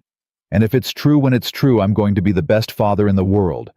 I'm going to give my child everything I never had: unconditional love, acceptance, freedom to be whoever they want to be. I can't wait to meet them. He closed the journal. David Sterling never got to meet his daughter. He never knew Elena was pregnant. He died thinking they had forever. And Elena spent 8 years honoring his memory, raising their daughter, protecting her, loving her enough for 2 parents. Marcus looked directly into the cameras. So before you write another headline calling Elena Cole a gold digger, ask yourself this: would a gold digger work 3 jobs instead of claiming millions? Would a con artist raise a child alone for 8 years when she could have demanded help? Would a scam artist die at 36 from exhaustion rather than ask the people who'd rejected her for a single penny? He stepped back from the podium. Elena Cole was not a gold digger. She was a hero. She was a mother who sacrificed everything for her child, and she deserved better than the way this world treated her. The silence lasted 10 seconds. Then someone started clapping. 1 person, then 10, then 100. The room rose to its feet, applauding, weeping, transformed. Victoria approached the microphone again, tears streaming down her face. I owe Elena Cole an apology I can never make. I owe her daughter a lifetime of love I'm only now learning to give." She paused. "But I can do something to honor Elena's memory, to make sure her sacrifice wasn't meaningless." She pulled out a document. "I'm announcing the creation of the Elena Cole Foundation for Working Families. The foundation will provide child care assistance, job training, medical coverage, and emergency housing for single parents struggling to survive. The initial endowment will be $200 million from Sterling Industries." Gasps rippled through the room. Additionally, Lily Cole will inherit her father's 40% share of Sterling Industries valued at approximately $450 million. She has asked through her father, Marcus, that the majority of this inheritance be used to help families like hers. Families who work hard and still struggle. Families who deserve better than what this country gives them. Victoria looked at Lily, who was holding Marcus's hand with fierce determination.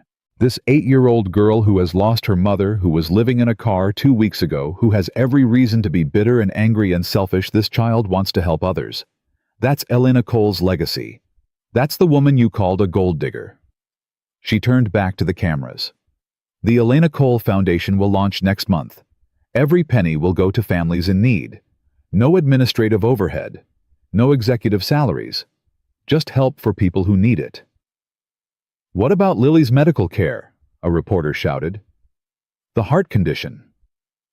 Victoria nodded.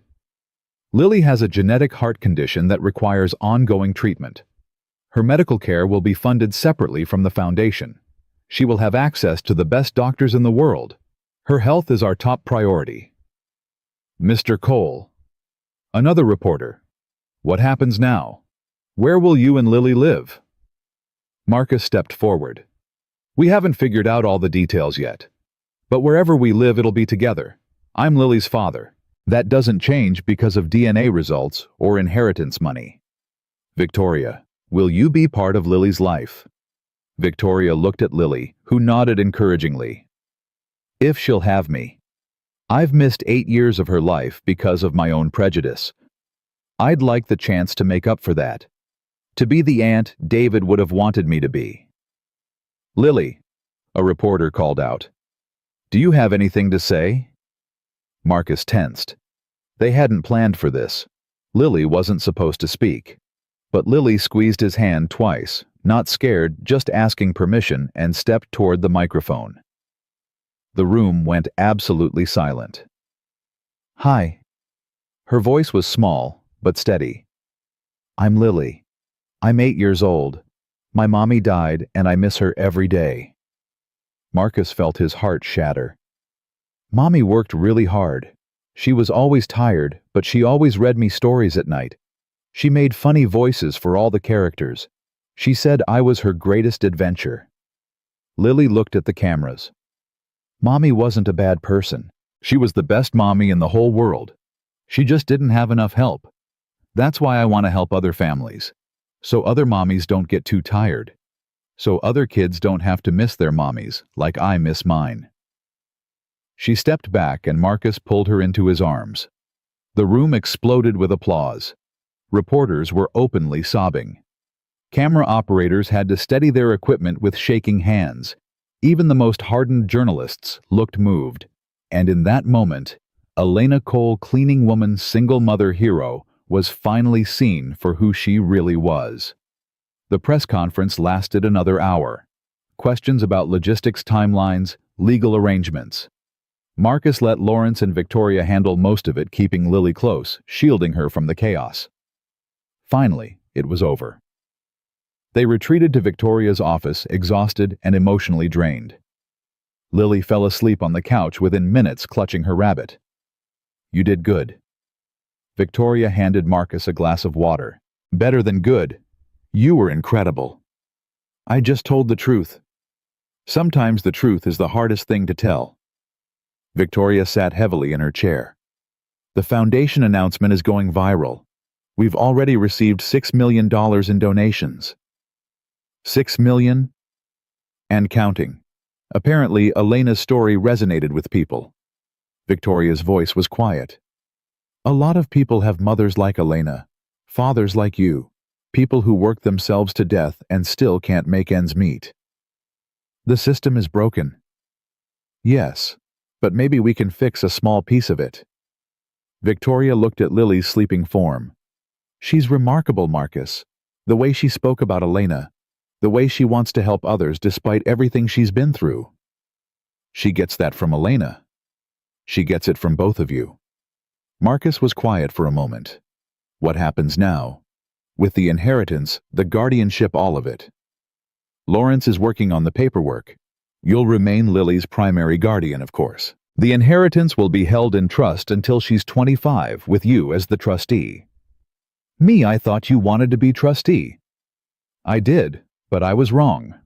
Victoria met his eyes. You've been her father for 6 years. You know her better than anyone. You'll make decisions in her best interest, not the company's. And the board can go to hell. Victoria almost smiled. Harold tried to rally opposition this morning. He failed, spectacularly. Turns out most people aren't comfortable trying to steal from an orphan whose mother worked herself to death. What about you and Lily? What kind of relationship do you want? Victoria was quiet for a long moment. I want to be her aunt. A real aunt. Birthday parties and holiday dinners and phone calls just to say hello. I want to teach her things about business, about the family history, about David. Her voice softened. I want to tell her stories about her father. The good ones. The ones that show who he really was before our family's expectations crushed him. Elena would have wanted that. She never wanted Lily to grow up without knowing David's side of the family. She just wanted Lily to be safe. She's safe now. I promise you, Marcus.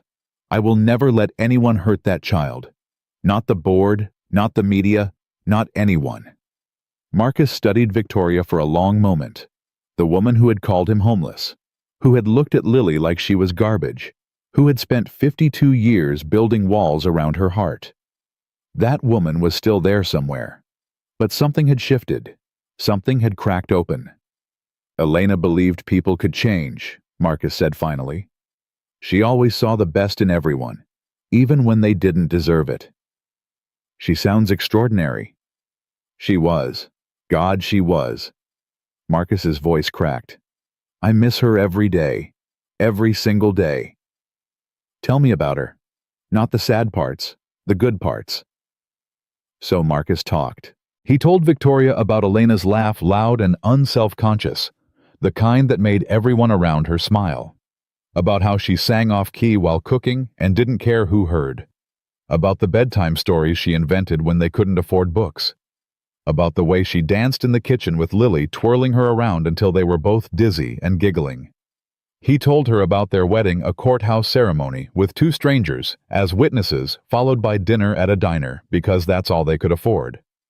How Elena had worn a second-hand dress and called herself the luckiest woman in the world.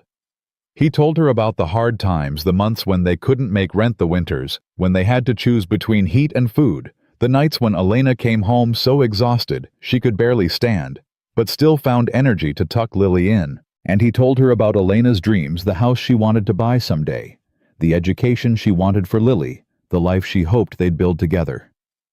She never got any of it, Marcus said, his voice raw. She never got the house, or the security, or the chance to see Lily grow up. She died in a kitchen that wasn't even ours, in an apartment we were about to be evicted from. Victoria was crying silently. But she died knowing Lily was loved. She died knowing I would take care of her. And that was enough for Elena. Marcus wiped his eyes. She always said love was the only thing that really mattered. Money comes and goes. Jobs come and go.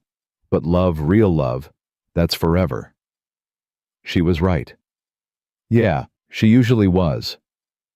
They sat in comfortable silence, watching Lily sleep. I have something for you. Victoria stood and walked to her desk.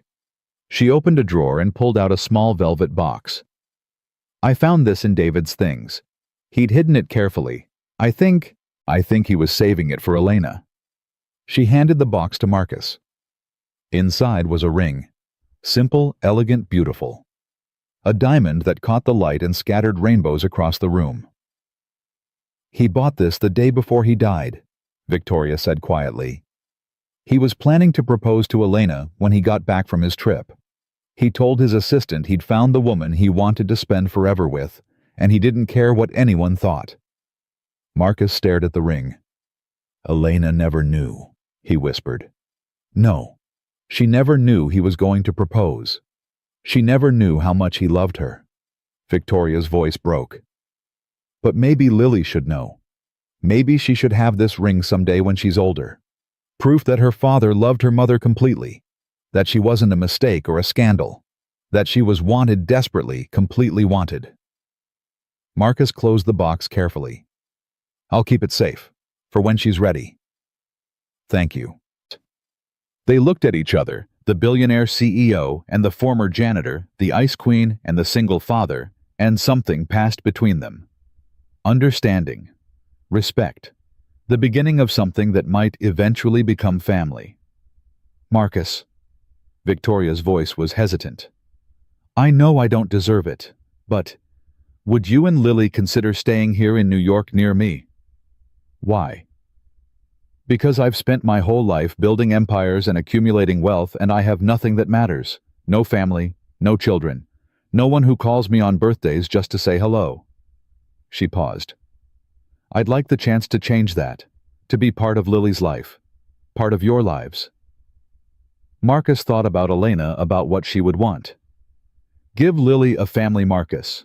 The kind of family I could never give her." "We'll stay," he said finally.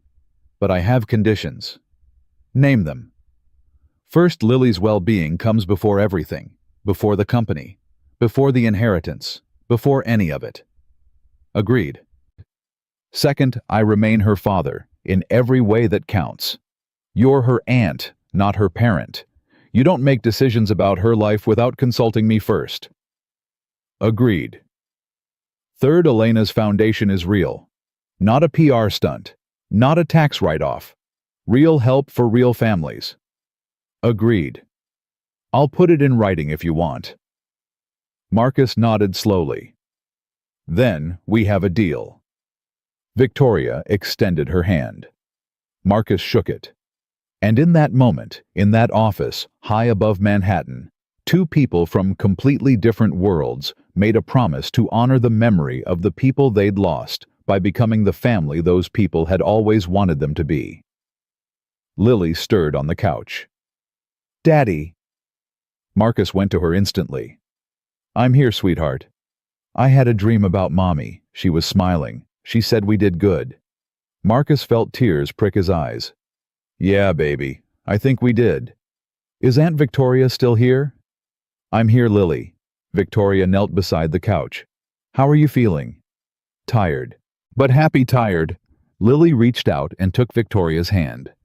"Thank you for being nice now. I know you were scared before. Scared people sometimes act mean." Victoria's composure shattered completely. "You're right," she whispered. "I was scared. But I'm not scared anymore." "Good." Lily yawned.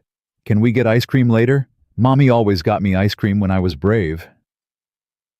Despite everything, despite the grief and the exhaustion and the weight of the day, Marcus laughed. "Yeah, sweetheart. We can get ice cream."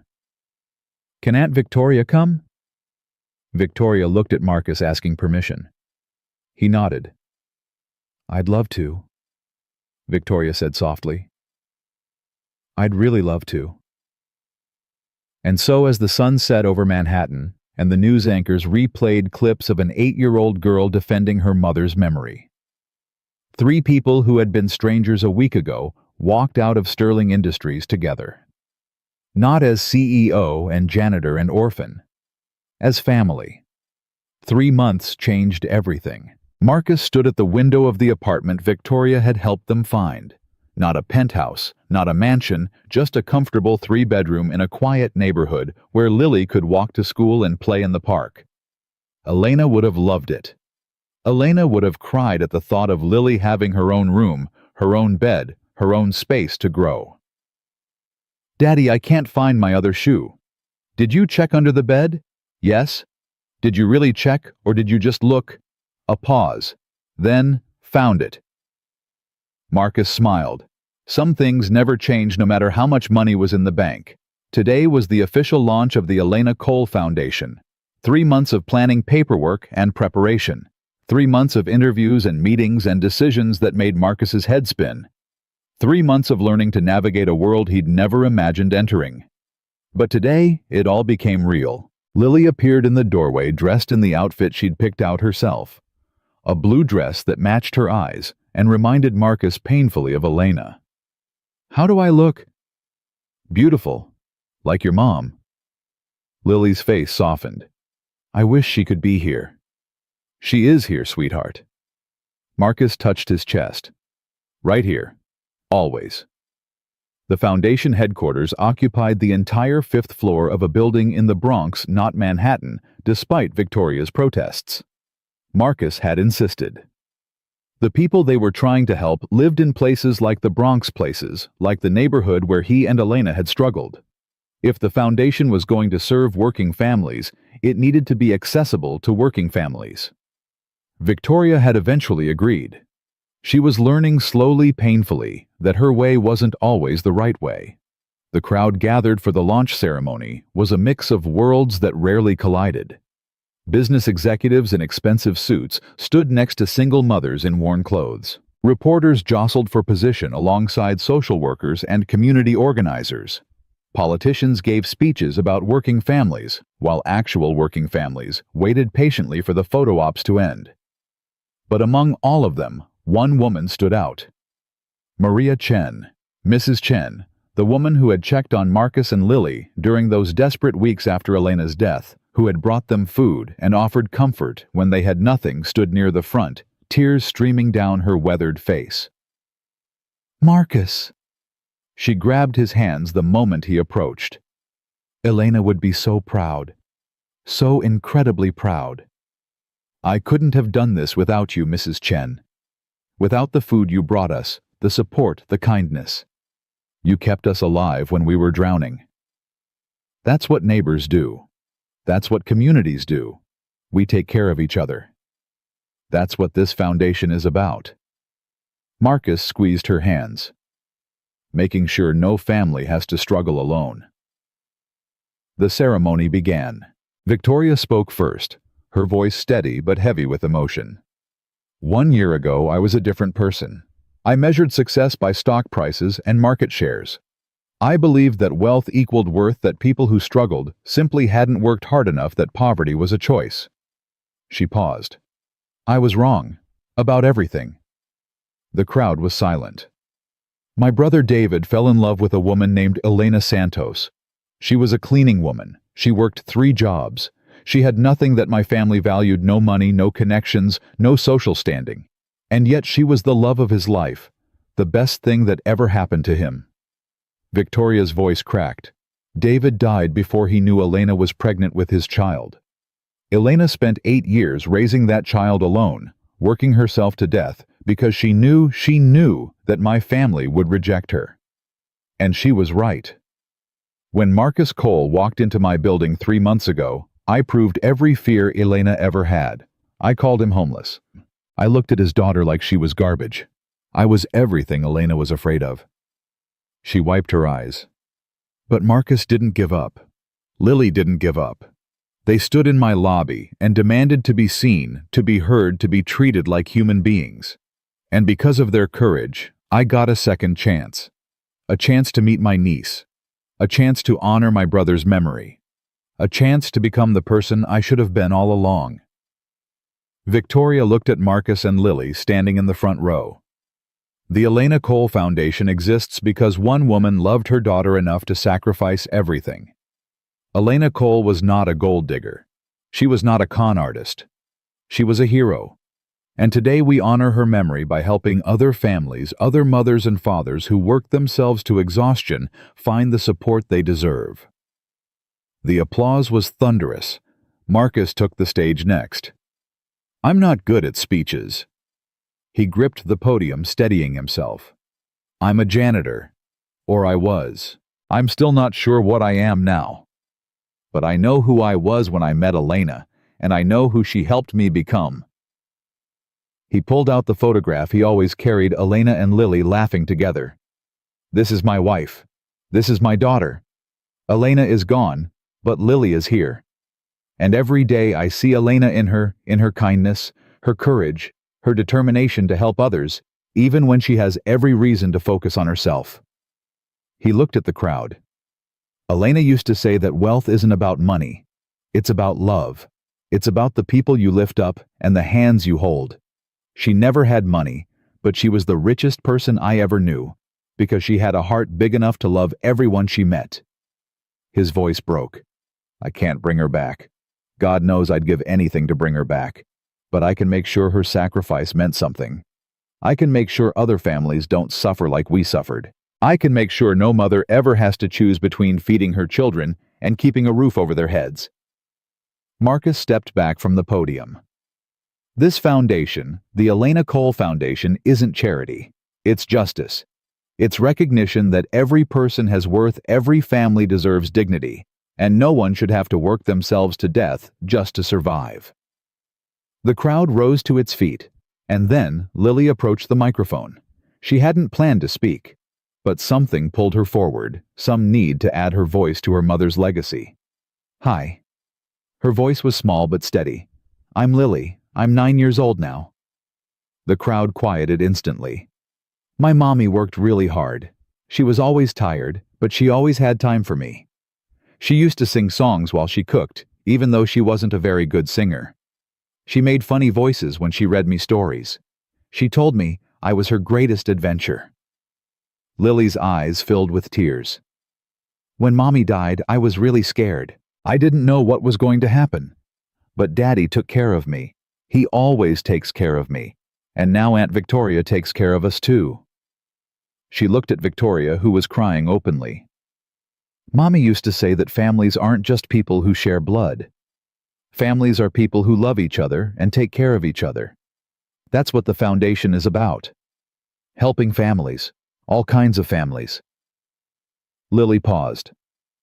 "I miss my mommy every day, but I know she's watching. And I think she's happy. Because we're helping people. Because her life mattered. Because we're making sure nobody forgets her." The audience wept. After the ceremony, Marcus found himself standing alone in front of a large photograph that dominated one wall of the foundation headquarters. Elena laughing, holding a much younger Lily.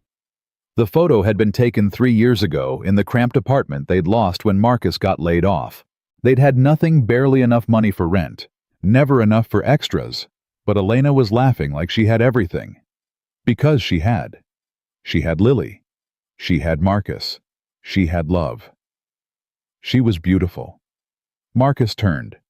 Victoria stood beside him studying the photograph. She was, inside and out. Do you ever wonder what would have happened if David had lived? If Elena had claimed the inheritance? All the time. Marcus's voice was heavy. I used to think about it every night. What if I'd insisted she see a doctor sooner? What if we'd had money for better care? What if? And now? Now I try to focus on what is. Lily is healthy, she's happy. She's surrounded by people who love her. That's what Elena wanted. That's all she ever wanted. Victoria was quiet for a moment. I found something else in David's things. I've been waiting for the right moment to give it to you. She pulled a small envelope from her jacket. It's a letter. David wrote it to Elena the night before he died. He must have planned to give it to her when he got back from his trip. Marcus took the envelope with trembling hands. Have you read it? No, it's not mine to read. But I think Elena would want you to have it. And maybe when Lily's older, she should have it too. Marcus stared at the envelope. David's handwriting on the front. For Elena, my everything. Thank you, Victoria. Thank you. For giving me a chance I didn't deserve. They stood in comfortable silence, two people who had started as enemies and somehow become family. That night after Lily was asleep, Marcus sat alone in his bedroom and opened David's letter. My dearest Elena, by the time you read this, I'll be back from Chicago and hopefully holding your hand. But I wanted to write down what I'm feeling, because sometimes words on paper say what my voice can't.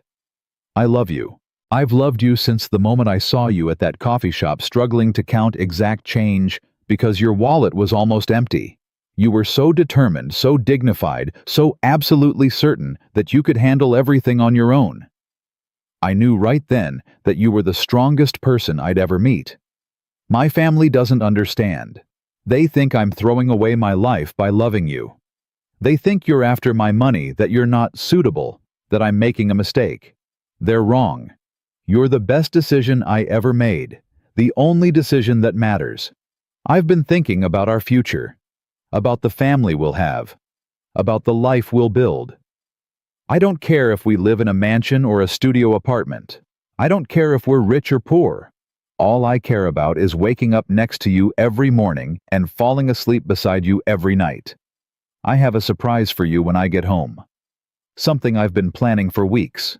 I won't tell you what it is, you'll have to wait and see. But I think you'll like it. I think it might make you cry, and I'll be there to hold you, and everything will be perfect. Elena, my love, my heart, my everything. Thank you for choosing me. Thank you for loving me despite my family, despite my name, despite everything that separates us. You've shown me what really matters, and I will spend the rest of my life proving that I was worthy of your love. Forever yours, David P.S. I think you might be right about being late. I've been walking on air all day.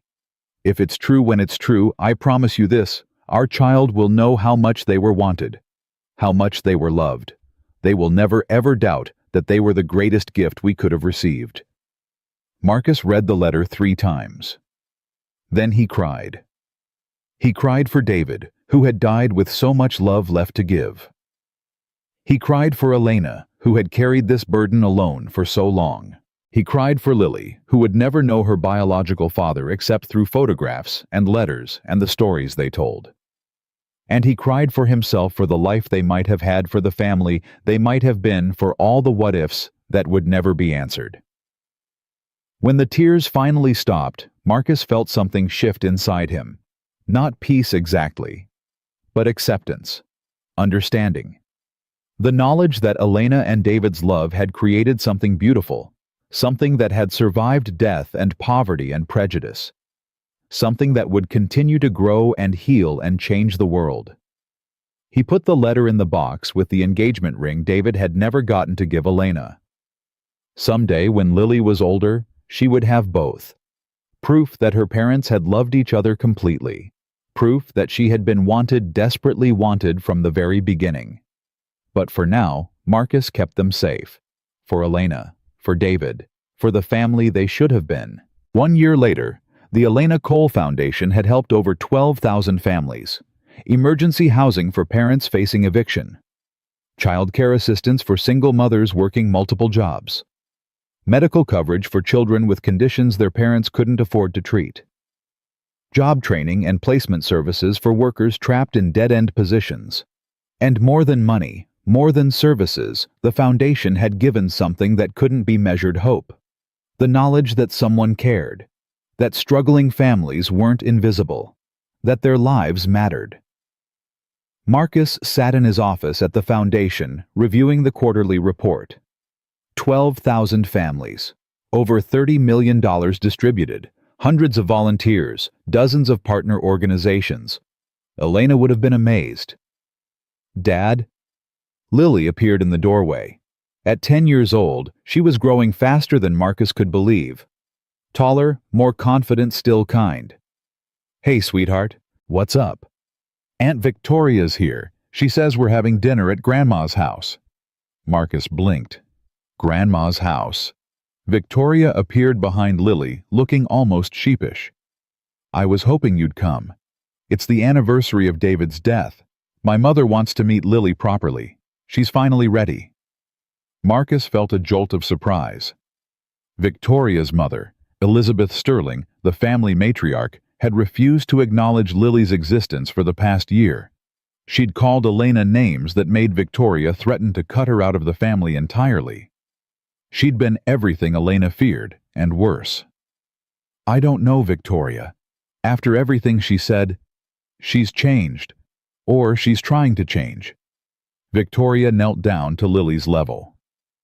Lily, my mother is a difficult woman. She's said things that were wrong and hurtful. But she wants to meet you. She wants to apologize. What do you think? Lily considered this seriously. Will she be nice now? She's going to try. Then I'll try too. Lily looked at Marcus. Mommy always said trying is the first step, right, Daddy? Marcus's heart clenched. Yeah, baby, she did. Elizabeth Sterling's house was exactly what Marcus expected. Old money. Old traditions, old prejudices soaked into every wall.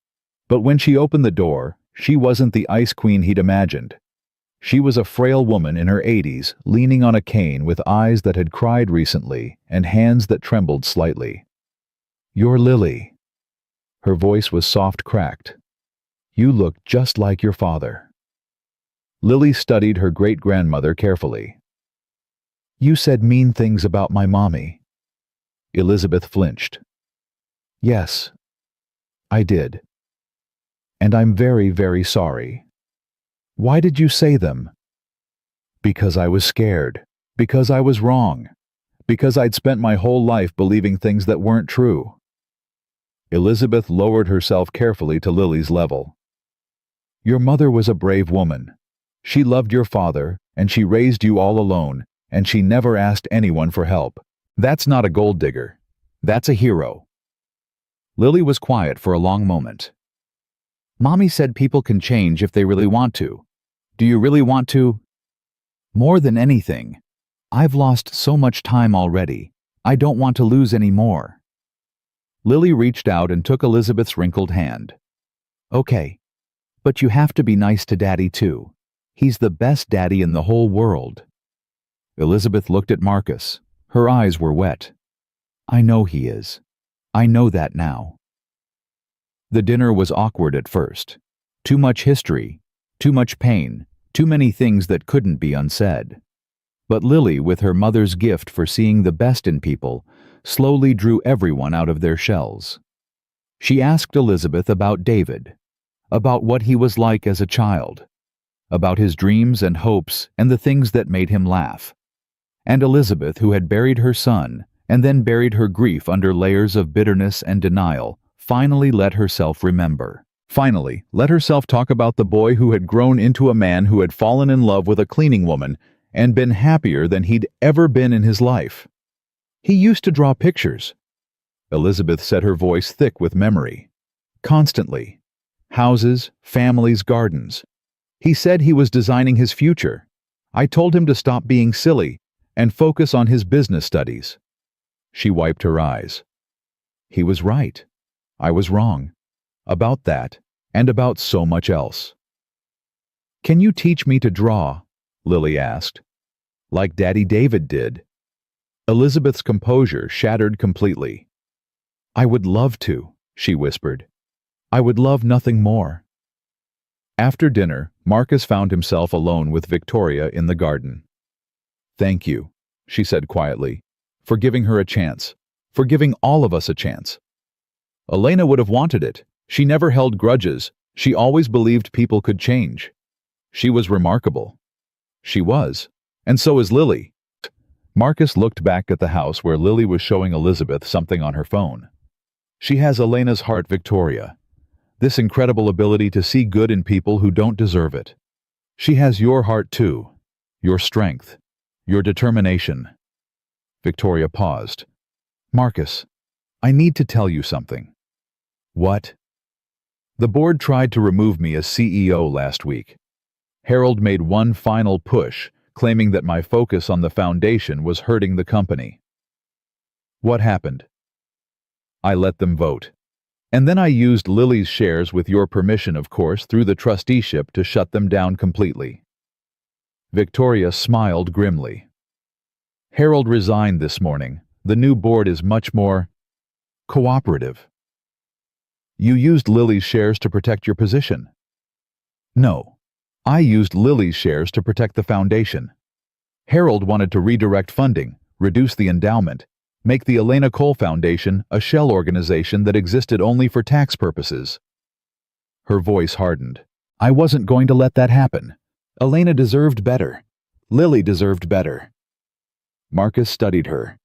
A year ago, you would have sided with Harold. A year ago, I was a different person. Victoria looked at the stars. David changed me before he died. I just didn't realize it until I met his daughter, until I saw what kind of person Elena raised, until I understood what I'd missed by being so focused on money and status and all the things that don't actually matter. So what matters? This. Victoria gestured at the house where Lily's laughter could be heard through the open window. Family, love, the people we choose to care about. That's what matters. That's all that matters. Marcus nodded slowly. Elena knew that. She always knew that. She was smarter than all of us combined. They stood in comfortable silence, listening to Lily laugh, watching the stars appear one by one. 3 years later, Marcus stood in the Foundation headquarters, surrounded by photographs that told the story of everything they'd built. Families helped over 50,000. Money distributed $200 million. Lives changed impossible to count. But beyond the numbers, there were faces. Stories. Individual human beings who had been drowning and were now standing on solid ground. A single mother who had received emergency housing and now worked as a foundation counselor, helping others navigate the system that had once nearly destroyed her. A father who had been laid off and received job training, now running his own small business and hiring other foundation recipients. A teenager who had received a scholarship and was now studying medicine, determined to become a doctor in her old neighborhood. Elena's legacy growing larger every day. Mr. Cole. Marcus turned. A young woman stood in the doorway, professional, confident, carrying a folder. I'm Sarah Mitchell, the new program coordinator for the educational initiative. Nice to meet you, Sarah, and please call me Marcus. Marcus, she smiled. I wanted to thank you, personally. For what? For giving me a chance. 2 years ago, I was a single mother working 3 jobs just like Elena Cole. My daughter was sick and I couldn't afford her medication. The foundation paid for her treatment, helped me get into a training program, gave us a new start. Sarah's eyes filled with tears. I'm here because Elena Cole's story inspired me. Because I saw someone who had been where I was and refused to give up. And I wanted to be part of making sure other families got the same chance. Marcus felt his throat tighten. That's exactly why we built this place. I know. And I promise you, I promise Elena, I'll spend the rest of my life making sure her legacy continues. After Sarah left, Marcus stood alone with his thoughts. Elena would have loved this. Not the money, not the recognition, not the buildings and programs and headlines. She would have loved the people, the connections, the knowledge that her struggle had meaning, that her sacrifice had purpose. Lily appeared in the doorway. At 12 years old, she was growing into a remarkable young woman. Same brown hair, same gold-flecked eyes, same fierce determination that had carried her mother through impossible years. Dad, Aunt Victoria says it's time. Marcus nodded. Today was the 3rd anniversary of the Foundation's launch. They were dedicating a new wing, a medical clinic that would provide free health care to families who couldn't afford insurance. They'd named it the Elena Cole Health Center. The ceremony was smaller than the original launch, but more meaningful. No politicians looking for photo ops. No reporters searching for scandals. Just families, staff, volunteers, and the people who had built something extraordinary from grief and determination and love. Victoria spoke first. 3 years ago, I learned that my brother had a daughter who had grown up poor while I lived in luxury. A daughter whose mother had worked herself to death while I counted my money. I was horrified. I was ashamed. And I was determined to make things right. She gestured at the clinic behind her. This building represents everything the Sterling family should have been and wasn't. Compassion instead of contempt. Support instead of judgment. Love instead of cold calculation. She paused. Elena Cole never set foot in this building. She'll never see the lives we've changed or the families we've helped. But her spirit is in every brick, every program, every person we serve. Victoria looked at Marcus and Lily. 3 years ago, a man walked into my building with a worn envelope and a little girl. I treated him like garbage. I called him homeless. I assumed the worst about him and about the woman he loved. I was everything Elena feared, and I proved every prejudice she had ever held about wealthy families. Her voice cracked. Marcus Cole gave me a second chance I didn't deserve. Lily Cole gave me a family I never knew I wanted. And together they taught me that wealth isn't measured in dollars. It's measured in kindness, in compassion, in the people you lift up and the hands you hold. She stepped back. Marcus took the podium.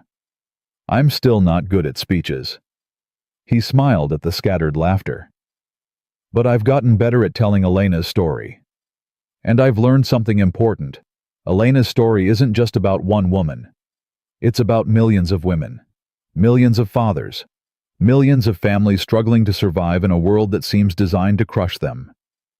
He looked at the faces in the crowd, working people, struggling people, people who had been where he was and understood. Elena died because she was too proud to ask for help. She died because she believed nobody would help her anyway. She died because the gap between rich and poor in this country is so vast that people on opposite sides might as well be living on different planets. His voice hardened. We can't bring Elena back. We can't undo the years she suffered or give her the life she deserved. But we can make sure her sacrifice wasn't meaningless. We can make sure other families don't have to choose between food and medicine, between rent and childcare, between survival and dignity. He stepped back from the podium. This clinic, this building, is Elena's gift to the world. Every family we help, every life we save, every child who grows up healthy because of what we do here. That's Elena's legacy. That's what she died for. And that's what we'll keep fighting for, as long as there are families who need us. The applause was thunderous. But Marcus barely heard it. He was looking at Lily, who stood beside Victoria, with tears streaming down her face and pride shining in her eyes, Elena's eyes. That night, after the ceremony ended and the crowds dispersed, Marcus and Lily visited the small garden behind the clinic. There was a bench there placed under a flowering tree. A plaque on the bench read, "In loving memory of Elena Maria Cole. Beloved mother, devoted wife hero. Love is the only thing that really matters." They sat together in the fading light. Dad, yeah, sweetheart. Do you think Mom can see us from wherever she is? Marcus considered the question carefully. I think the people we love never really leave us. They're in our hearts, in our memories, in the things we do, because they taught us to do them. He put his arm around Lily. Every time you're kind to someone, that's your mom. Every time you help someone who's struggling, that's your mom. Every time you refuse to give up, even when things are hard, that's your mom. Lily leaned against him. I miss her. Me too, sweetheart. Every single day. But I'm glad we came here, to New York, to Aunt Victoria, to all of this. Lily gestured at the clinic, the garden, the life they'd built. Mom wanted me to have a family, a real family, and now I do. Marcus felt tears prick his eyes. She'd be so proud of you, Lily, so incredibly proud. I know. Lily's voice was soft but certain. I feel it. Sometimes when I'm helping at the foundation, or talking to kids whose parents are struggling, I feel her with me, like she's guiding me, showing me what to do. That's because she is. She always will be. They sat in silence as the stars emerged one by one, filling the sky with light. Finally, Lily spoke again. Dad. Yeah. Thank you. For not giving up. For walking into that building, even though you were scared. For fighting for me, even when they called you names and tried to make you feel small. Marcus's throat tightened. I'd do it again. 1,000 times. 1,000,000 times. I know. Lily hugged him tight. That's what makes you the best daddy in the world. Marcus held his daughter, Elena's daughter, David's daughter, his daughter, and let the tears fall. They had lost so much. Elena's life, David's future, years of connection and love and family that could never be recovered. But they had found something too. Something precious. Something worth fighting for. Each other. And in the end, Marcus understood what Elena had known all along. Wealth wasn't measured in dollars or stock prices or inheritance claims. Wealth was measured in the people who loved you, the family you built, the legacy you left behind. Elena Cole had been the wealthiest person Marcus ever knew, and her legacy would last forever. He looked up at the stars, still holding Lily close. "We did it, Elena," he whispered. "We really did it." And somewhere in the vast universe where love never dies, he could have sworn he heard her answer. "I always knew you would." Marcus Cole walked into Sterling Industries with nothing but a worn envelope and a daughter's hand in his. He walked out with a family, a purpose, and the knowledge that one woman's sacrifice had changed the world. Elena Cole never saw the buildings that bore her name or the lives her foundation transformed. She never knew that her story would inspire millions, that her daughter would grow up surrounded by love, that the family she feared would become the family she always wanted. But her legacy lived on in every family the foundation helped, in every child who grew up healthy because of her sacrifice, in every person who learned that struggling didn't mean worthless and poor, didn't mean invisible. Elena Cole was a cleaning woman who worked 3 jobs and died at 36. Elena Cole was a hero.